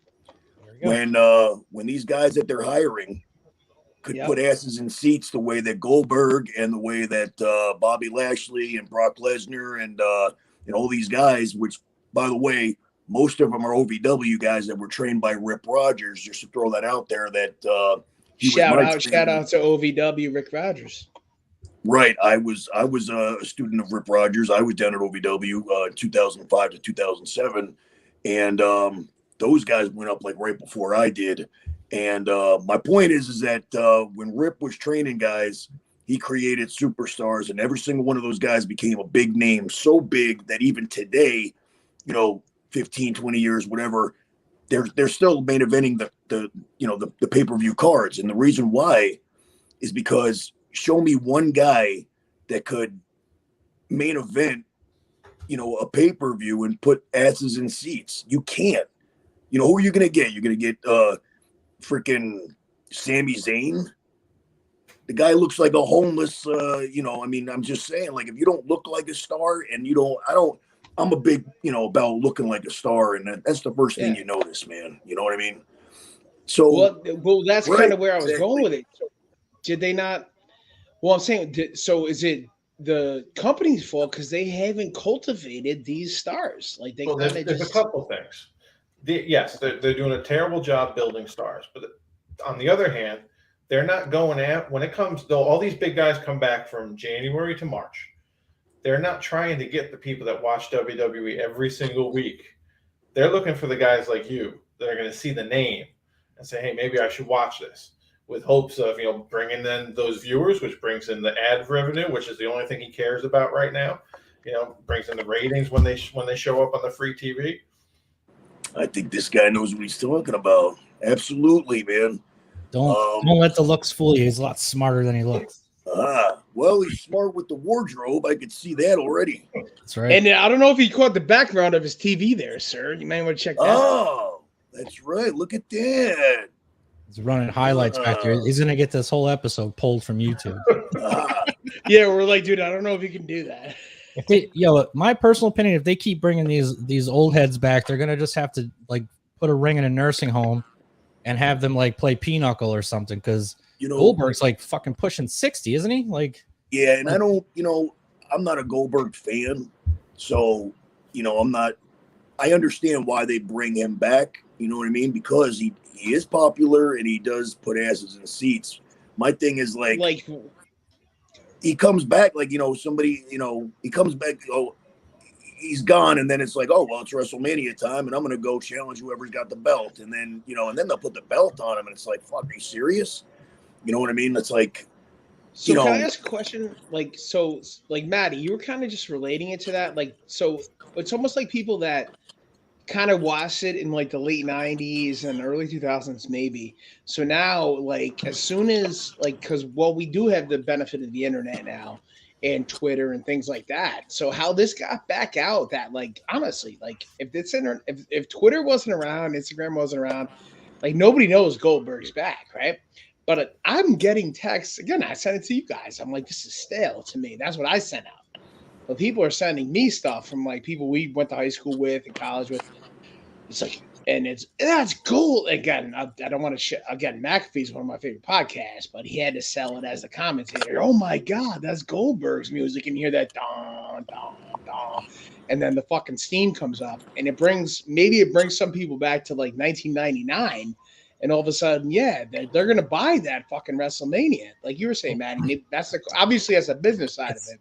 But how far do you get to it? I mean, you can hear Real American. I mean, when Hogan dies, are we still going to buy it? He's not coming out. Here's well, I'll let Matt jump in a second and then Motch, but this is what I think. It's the same thing when I think we're all roughly, I know we are the same age, but I think Motch, you're about our age. Don't let it fool you. I don't know. But when we were kids, the reason WWF, when we're 9, 10, we're going is our parents or people that were a little older than us, they used to the Ric Flairs, the Four Horsemen, the original Hogan before he came into WWF. And then it got big. So then it turned into you're bringing your kids. And so it's kind of what's happening now is all these guys that are our age that have these 15, 12, 13, 14, 15-year-olds, they're bringing them in and they're trying to appeal to the people that were in high school, in the end of the 90s, like us. Let's bring in Goldberg. We're bringing back. I think we had the ability, Nick. I think our age group, and I don't want to ask you, but I mean, our age group had the ability to know the late 80s. We had Hogan. We had all of them. We had Hogan, Motch. We had going into that. We had the transition period into my favorite. I know Nick's favorite. I'm not exactly sure. Maddie's wrestler of all time is Bret Hitman Hart. That's all our favorite wrestler of all time, just in general. But I mean, this guy over here. I think that's the wrong opinion. Mr. Well, that's fine to have. Mr. No, Whoa. There's. I'm sorry, say it. I said, no, I'm a big Bret Hart fan. Yeah. Oh, sure, Kurt Hennig. Actually, if they're actually wrestling, yeah. Of course you. My brother. My brother was as a performer. No. Well, my brother was Hogan. My brother loved Hogan and Bret. Those are his two idols. And then what I was trying to sell there was that we came up through these great things to where we had, in my opinion, we might have had the prime, right? We coming up as like a 5 or 6 year olds. We had the late 80s. We had Warrior Hogan leading into then, Flair, Macho, leading into Brett and this, leading into that, then that thing between, Brett and Shawn, leading into the NWA, leading into the Rock and Stone Cold. I mean, at our age, 37, 38, we might have had the greatest transition into then. I don't know what the hell happened in the latest 2000s. Well, I think what it was is there was still the suspension of disbelief. So like they can have like all these wacky characters come out, and we knew it was just when like kayfabe was breaking. I remember when we were like 9th, 10th grade, there was kayfabe broke in 1998. Exactly. That's what I just said. And that's when we kind of all figured out like, oh, like they call the spots, they do this. And we're also becoming teenagers and kind of figuring it out. But you could still have all those like wacky characters. I mean, IRS. Oh, this guy comes out with a fucking briefcase and hits you. Yeah, but then in like 96, it was like real. Well, the NWO changed it all. As soon as the NWO came around, you can't get away with a Duke the Dumpster Drosy anymore. Right. To get it back to what we were talking about, there's no more powerful drug in the entertainment industry than nostalgia. Right. When you bring back those guys, it harkens back to the hottest business has ever been, which is the Attitude Era. So you start thinking about the Goldberg when wrestling was the coolest it's ever been. You start thinking, hey, maybe wrestling's still cool. I better go check that out. And actually, I don't know if it's a rumor or not, but I think that I heard that Stone Cold is hosting WrestleMania. They always have a host. That I heard that that Stone Cold Steve Austin's going to be a part of WrestleMania as a host, not as a maybe he'll get involved somehow, some way, but he's going to be there. That doesn't matter what he does. His glass, the music hits, and he comes walking down the ring. And that's all you need. What we need the three of them to do this time is get the actual arena right.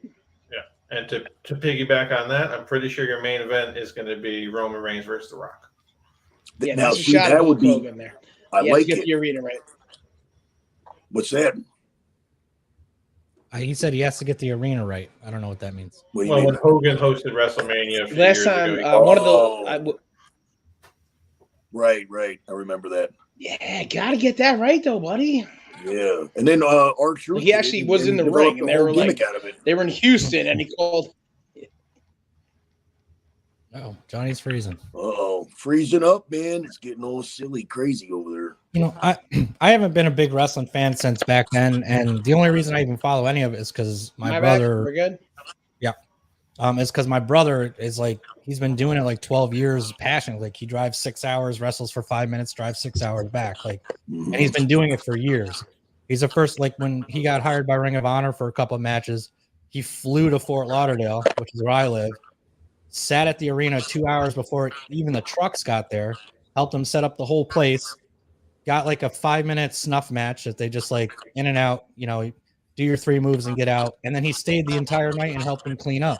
And that's his passion. That's what he does. So that's the only reason I have even a little bit of knowledge of wrestling right now, which is why I know more about like Ring of Honors and NXTs and AEWs and stuff. Well, he definitely knows how to yeah. how to be in the business, I tell him he's you got to suck the corporate dick is what I tell him. Pretty much, but that's the way life is too, right? But the wrestling business is real, It's tough, yeah. You really got to, that Vince's Kiss My Ass Club is not exactly a fictional club. Yeah, and he talks about it all the time. It's like it doesn't matter if it's a promoter that plays in a bingo hall, like you gotta give this guy a hand job to get a match. Like it's pretty wild. Like everyone has an ego about it. It's promoters are a different breed of person, a different breed of human being. And I don't know, there's probably some promoters listening right now, and you'll probably hate me for it. But I don't care. I'll slap them all in the face. Right. I don't, if you don't like me, I don't like you, and that's fine. But promoters are scumbags, and if you're a wrestling promoter and you're listening to this and you don't realize you're a scumbag, that just makes you a bigger scumbag. Look in the mirror. What's that you used to say? I'll never get booked again. What's that?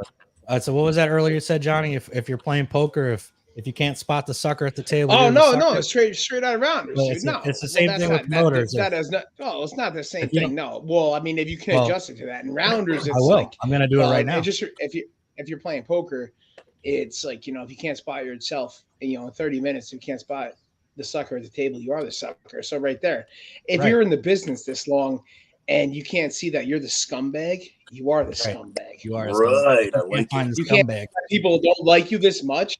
Oh, Nikki set me off in this one. If you realize that nobody around you like this, and you are the common denominator, my man. If there's many people, good people, like my man right here, and people are actually leaving you, and actually people like go into things, and you're the common denominator in this bullshit organization. You're this real organization. You're the scumbag, dude. So fuck you. Right. Right. So, Good point, man. That is true. That's the way it's a good way of looking at it. Now, to kind of Can I bring get this a hot back, take? Can I get a hot take though? Dig it? Huh. now to kind of bring Sounds this like back kind of full circle. I'm not sure how long we were going to go tonight. But wanted to make sure we get this question asked. We were talking before we got on about our favorite Macho Man matches and our favorite angles he's ever done. I'm curious what yours are. I definitely like the Jake the Snake Cobra bite. That was some, I thought it was real, man, and in a lot of ways it was.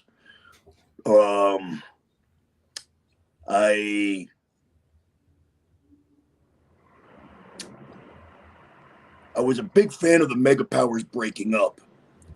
Not the Mega Powers, necessarily joining forces. It was when they broke up, and Elizabeth was so beautiful. My God, that's all I see. You know what I mean? I'm like, and that's another thing too. When he got back together with her at the end of WrestleMania, whatever that was, WrestleMania when he wrestled the Ultimate Warrior, and they did that whole, that was like, hey man, even for me, that was a little bit of a tearjerker right there. You know what I mean?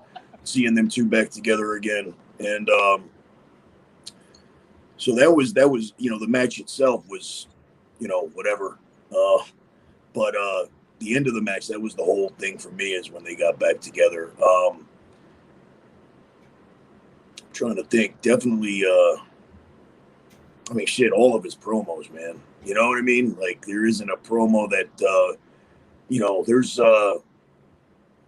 probably the only person that you can kind of like put a name on the promo is like The Rock's promo. You know what I mean? Like when The Rock, the Billy Gunn promo, the cream of the crop promo. You can't do that with like Stone Cold had great promos, but you can't put a name on. Yeah, you know what I'm saying? So I can't even pick my favorite promo, man. But I guess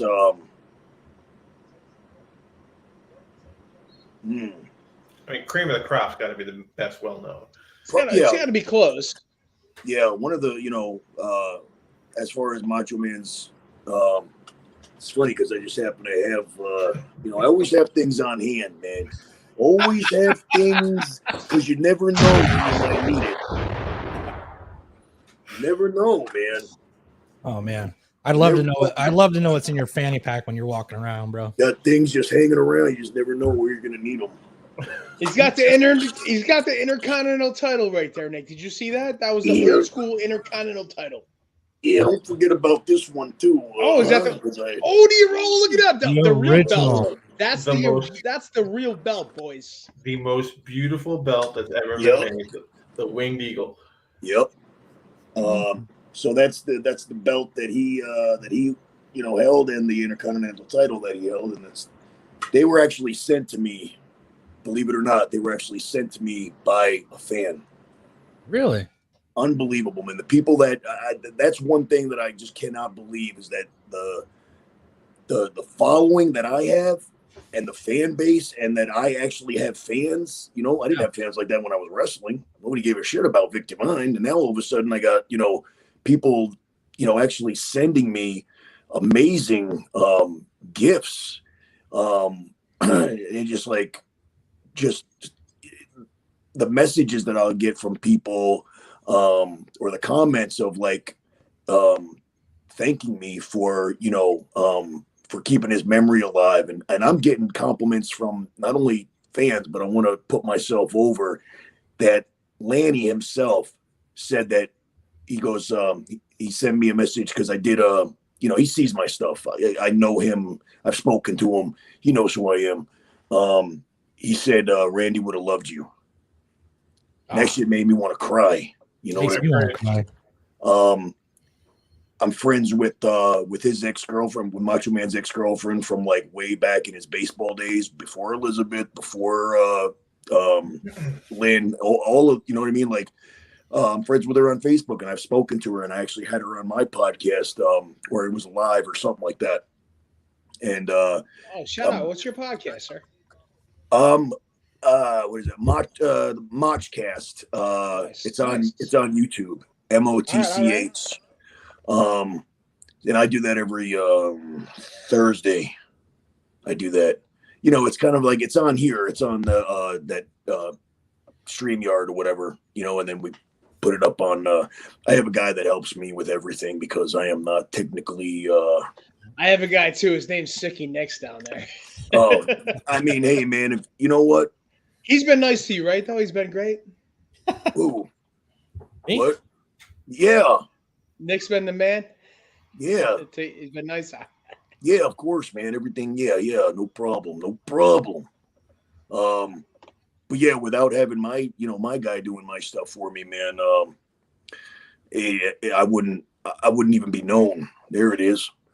All of that, That's great. you know, the logo, the whole thing, man. There's nothing that you see on, if it has anything to do with a computer or anything like that, it wasn't done by me. I tell you, like, Oh no, that's great, man. yeah, very thankful, that, Yeah, I have to do the same thing. I was actually being facetious. Nick does all the stuff. He just tells us when to show up. Yeah. I was just joking around there. He just tells us when to show up, honestly. He's the He's a boss, really man. good dude. Well, you know, someone's But, got to. I gotta put all those hours and hours and hours I spent on computers as a kid instead of going outside to use at some point. right? I always hated computers, and it definitely shows now. I should have listened. When I was in school, they said, "Hey, learn how to work these computers. They're going to be everything in the future." And I said, "Fuck that! No, it's not." Yeah, guess they were right. You know what's really funny is, like, we graduated high school in 01. We all went to school together from 1st to 12th grade. We're in like 9th, 10th grade. This is 98, 99. And it's when all the classes had the phones in the classes. Right. You know what I'm talking about? Right. So we would be in class, and someone would call down to the teacher and be like, "Hey, is Nick there? Can you send him up to the library? We got a problem with the printer." And I'm really? like, yeah, I was like, we don't have an IT. There's no IT guy in the school. So I'm going up and I'm fixing computers when I'm like 14 years old. And that's just how it. That's pretty cool, man. It's like, hey, man, just remember what I did for you guys in case I get in a little trouble. You guys look the other way. Yeah, I mean, they let me graduate, and I missed like 40% of my senior year because I was. There you go. See, it already paid off, man. That's right. It So already paid off to know the computer stuff. So we don't want to keep you here all night, but let's I want to do a couple things. I have one weird kind of thing. I've been doing real estate now for like 8 years, and I always get random gifts from clients. And one random gift I got, my buddy's like, "Hey, he's like, I just sold his condo. He's like, "Hey, I was packing up everything and I found some wrestling stuff. Do you want it?" I'm like, "Well, what is it?" He goes, "Well, it's just one wrestling buddy." I'm like, "A wrestling buddy?" I'm like, "Yeah, which one is it?" He's like, "It's the Macho Man." I'm like, "You better give me that fucking thing." Yeah, baby, give me that. The Macho King, right? No. It was what your trunks you got over there. Really? Yeah, but is he wearing the crown across the top of his head? I don't. You know what? I gave it. That was it was a Macho King. The only one they made that I saw. He has the crown across the top. Yeah, the wrestling buddy. It was he had purple trunks like royal like your shirt, and because when he first did the Macho King thing, he was wearing purple trunks and the crown. So yeah, I trust me, it's a Macho King. You're right. Yeah. But yeah, I actually gave it to my brother because he collects all this stuff. So. Oh, cool. But yeah, it's really cool. Like I got some random shit. Like some dude gave me a Batmobile from the original Batman movie. Someone gave me a Glock 19. Like Jesus. What kind of a Batmobile? He doesn't have a car. Wait. He doesn't have an actual car. That's what I'm saying. Like you're like, oh, Batmobile. I love that car, by the way, from the old series. Oh, no, that car. No, it's a little toy.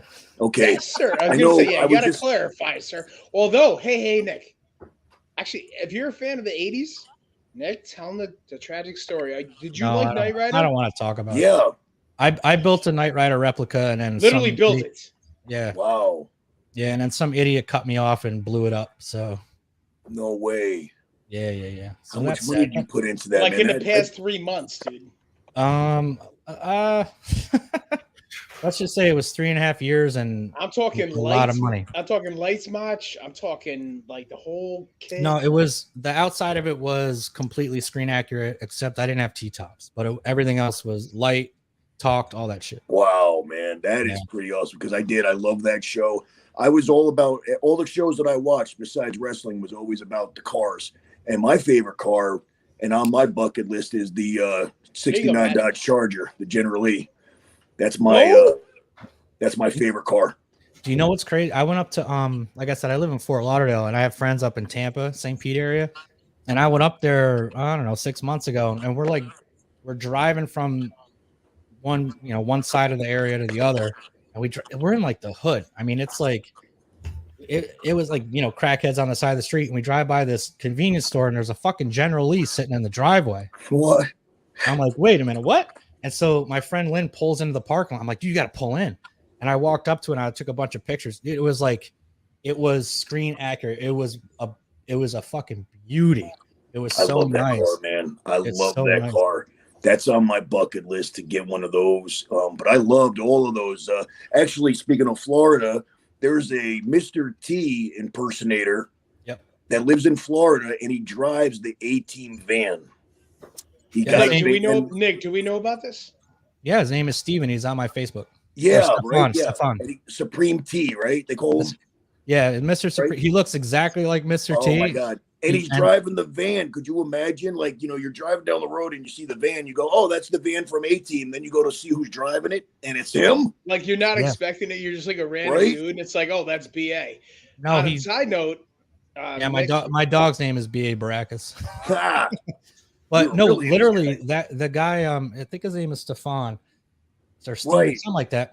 But he it's kind of what you were talking about, how you're as far as I know, just from following like I follow you, one of his fans hit him up and sold him the van specifically because they didn't want anymore, but they didn't want to sell it to anybody. So I don't know if they gave it to him or they sold it to him, but it was because of like kind of what you do, where you just had someone that really loved what he did, and you're like, hey, I got this van. It's almost screen accurate. I think the only things that are different are the rims.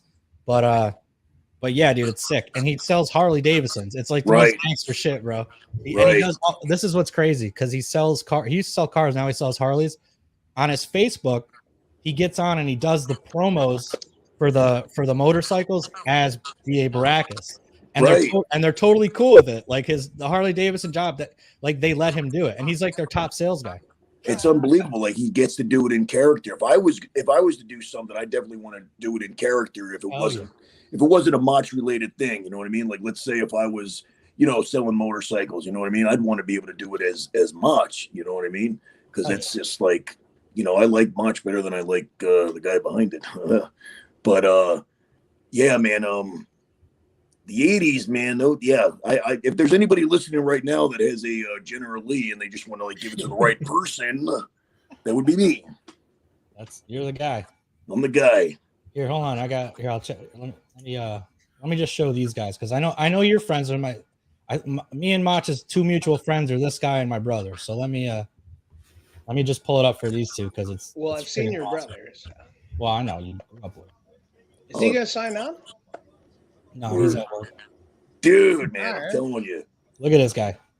And he's always in gimmick. That's his van. Look at that. It's so cool, right? What is that, like a Chips motorcycle? He's super ripped than Mr. T. Mr. T was beefed up. And I messaged him one time and I asked him, I said, bro, are you always in gimmick? Oh, there it is right there. That's right there. That picture. Yeah. Holy shit.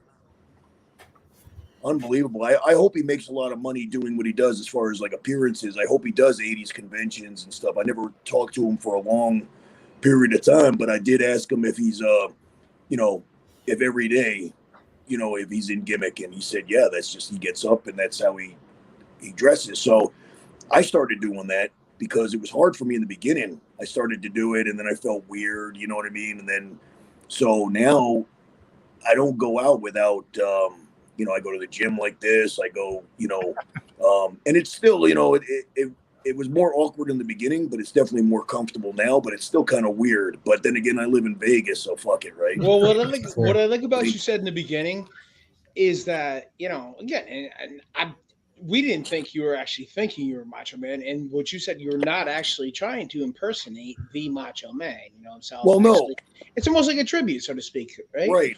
Basically, I would call myself a tribute artist, or awesome. the world's greatest impersonator of Macho Man. I mean, that's basically what I am. I'm the world's greatest Macho Man impersonator that goes by the character name of Motch O Mann. And I have to agree with that. I would say tribute's the right word, because and Matt can probably attest to this more than me. But if you have a band, there's a difference between a cover band and a tribute band. A cover band just kind of plays the songs, but a tribute band plays each note specifically and tries to do everything as perfect as they can. So I would almost say you're more of a tribute artist, like you said, than an impersonator.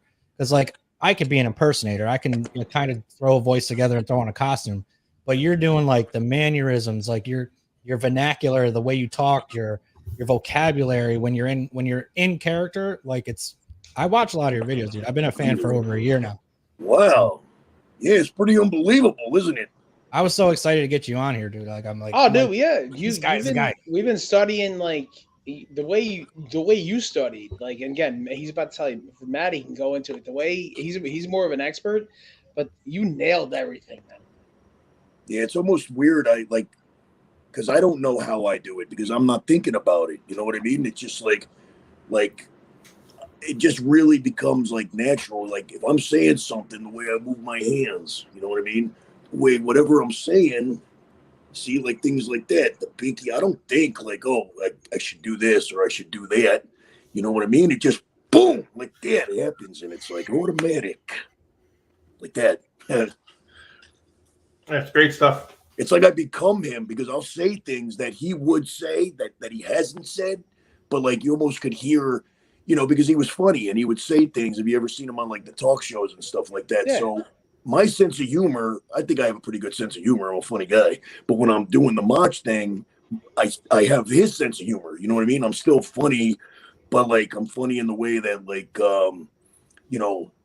he would say some funny shit. You know what I mean? Just the way that he would say it or whatever, So, somebody will be like, hey, man, you look just like Macho Man. And I'll say something like, yeah, and I sound like him too. Something like that. That just like, I don't know. It's hard to explain, man. It's almost like when I put the stuff on, it's almost like this transition that happens. And I just become, I become Motch O Mann. It's weird, man. I'm not all there, dude. I'll be the first to admit that. The spirit. Well, no, none of us are all there, sir. Right. And that's why I think this is great. Yeah, man. Like when it comes to nuts, I'm like the head cashew. You know what I mean?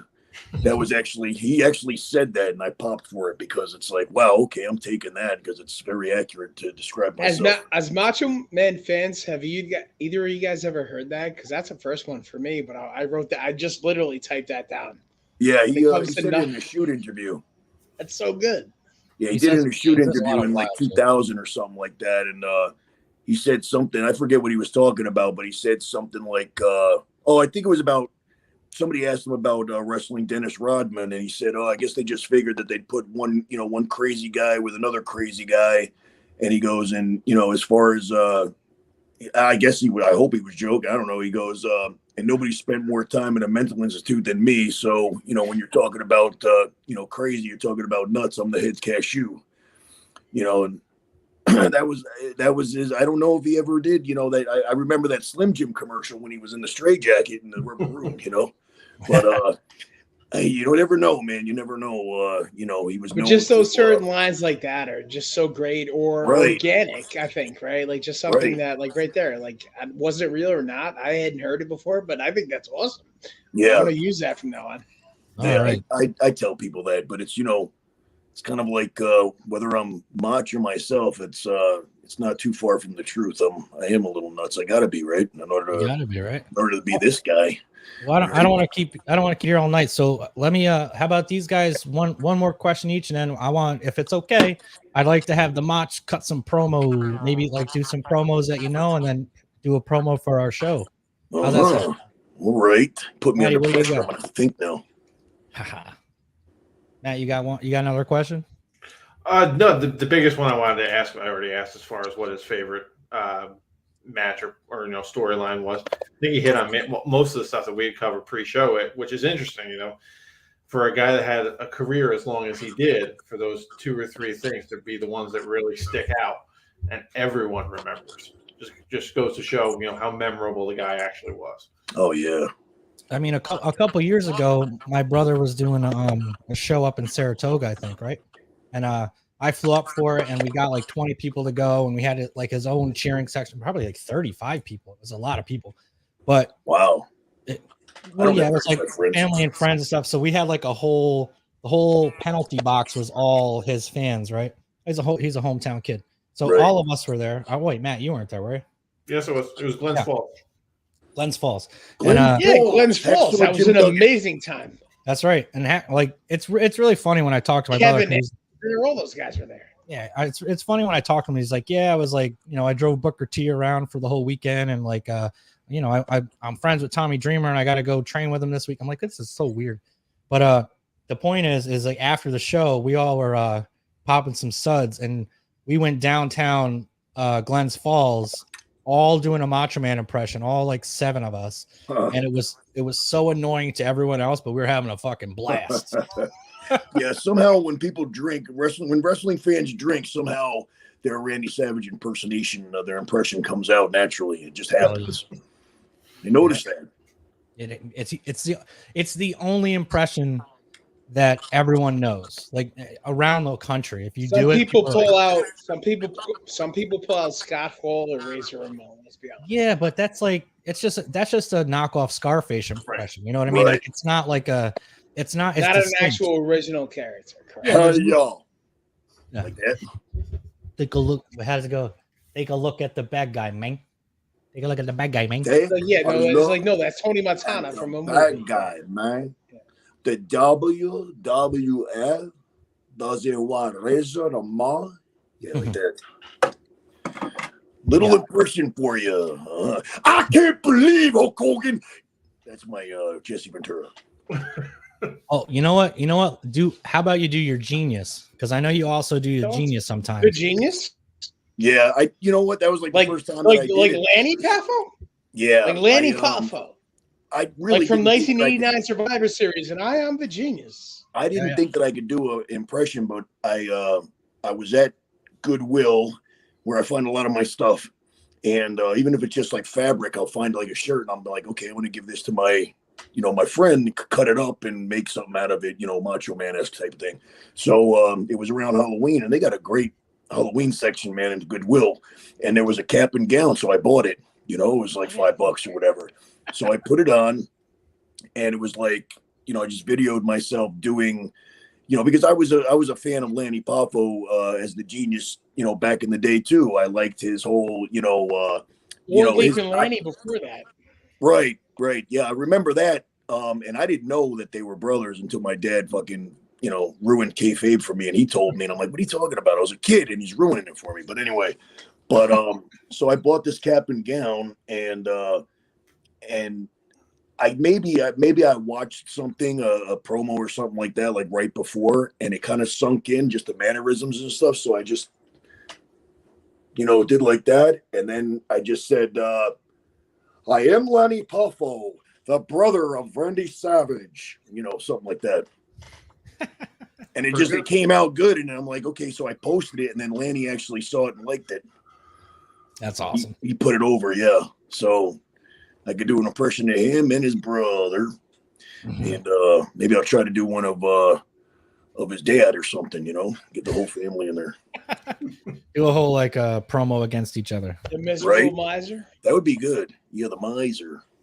All right. Yeah. All right. Well, how about you cut a promo now and we'll let you go? And this has been like So much fun. This is so awesome. Thank you for your time, man. This was Yeah, awesome. no problem. I'm trying to think what like one of his Sure. Whatever you want to do.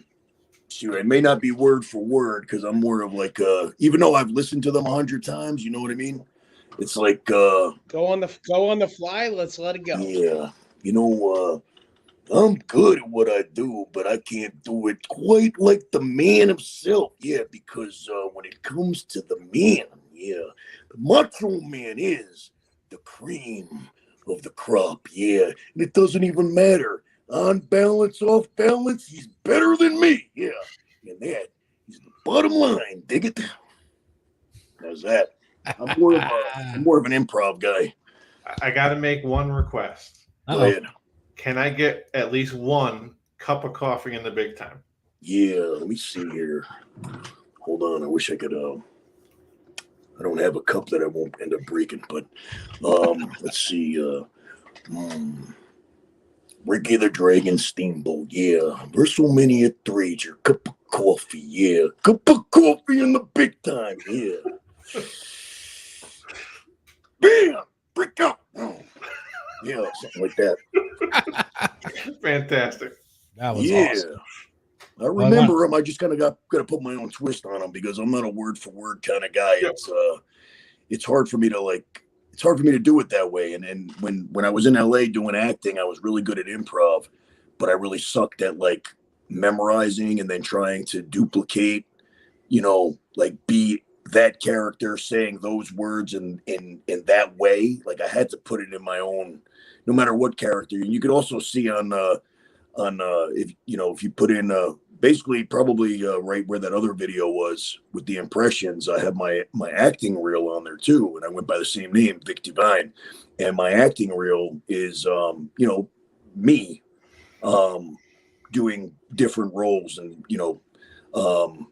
some of them were or what you see on there is scripted, you know what I mean, like I'm following lines and dialogue or whatever like that, but you'll see some of the other things are kind of improv, and those are a lot more fun and a lot better, I think. Well, you don't have to tell us. We walk in here when we do this, we have like maybe 2 or 3 topics, and then we just wing it. And we talked about it earlier actually, because you're like, I just kind of like to wing it. We don't need to have any kind of setup. I'm like, perfect. Yeah, because I don't want to do any work. This is fun. Yeah, I mean, it's no fun if like bullet points are fine, you know what I mean? It's like, okay, we'll talk about this, we'll talk about that. My thing is like people will send me they'll want me to do a video message, like either Cameo or whatever like that, right? And they'll send me a fucking script. Yeah. You know what I mean? Like, I mean, I'm talking like, could you say this word for word? I'm like, no, that's not what I do. So can I ask you, so if they ask you to do a cameo, are they asking you to do it like Macho, and they think it's like him, or do you like? Okay, cool. Yeah, on Cameo it says Motch O Mann. Oh, awesome. Randy Savage impersonator, and there's other impersonators on there. There's other like, I mean, if the Mr. Dude, you're the most honest person I ever met, and this is great, dude. This is very cool, dude. Oh, thanks, man. Yeah, I mean, I'm not. Hey, man, I'm not trying to be anything that I'm not. Because, no. I'm saying I think you respected the industry and stuff like that, because I just wanted to ask you stuff about the industry. I think dude, you're great, dude. Thanks, brother. Appreciate it. No, I appreciate your time, man. Yeah, no problem, man. Thank you. Hopefully we can get you on here in a couple months or something. I'll try to get my brother on. You guys can really talk about the biz. Look at like people that have been in the industry more, and just like again, you've been in it, and like we'd like to learn about stuff. And by the way, I got to ask you one question before you leave. Who do you got in the Super Bowl? I don't watch Super Bowls, man. Oh, I don't. Okay. I'm not a football guy. I'm not a. All right, that's all good. Nothing. I don't even know who's in it. Don't care. All right, so we got the Rams and the Bengals. I like the Bengals because Tigers are cooler than Rams. I like I love that answer, sir. And that's great. That's the write perfect. that down. That's the perfect thing. Yeah, their costumes, their gimmick is cool, so that's the one I'm going with. Love it. All right, Motch. All right, bro. This has been awesome. I'm gonna end the stream. If you want to hang out, we usually hang out a little bit, but if you got to run, talk some back shop. But yeah, I'm gonna get off here because whoa, is that it? We're done. Yeah, I got to go rest my voice a little bit. It Heard. gets a little, it starts sounding like this after I do it long enough. It starts sounding like this without me trying. I'll wake up in the morning and yeah, be like, you know, and I'll be like, I'll say hi to my dog. Yo, you know, bro, I'll be thank like, you "Hey, for your good morning." time, man. I really appreciate you. Yeah, 100%.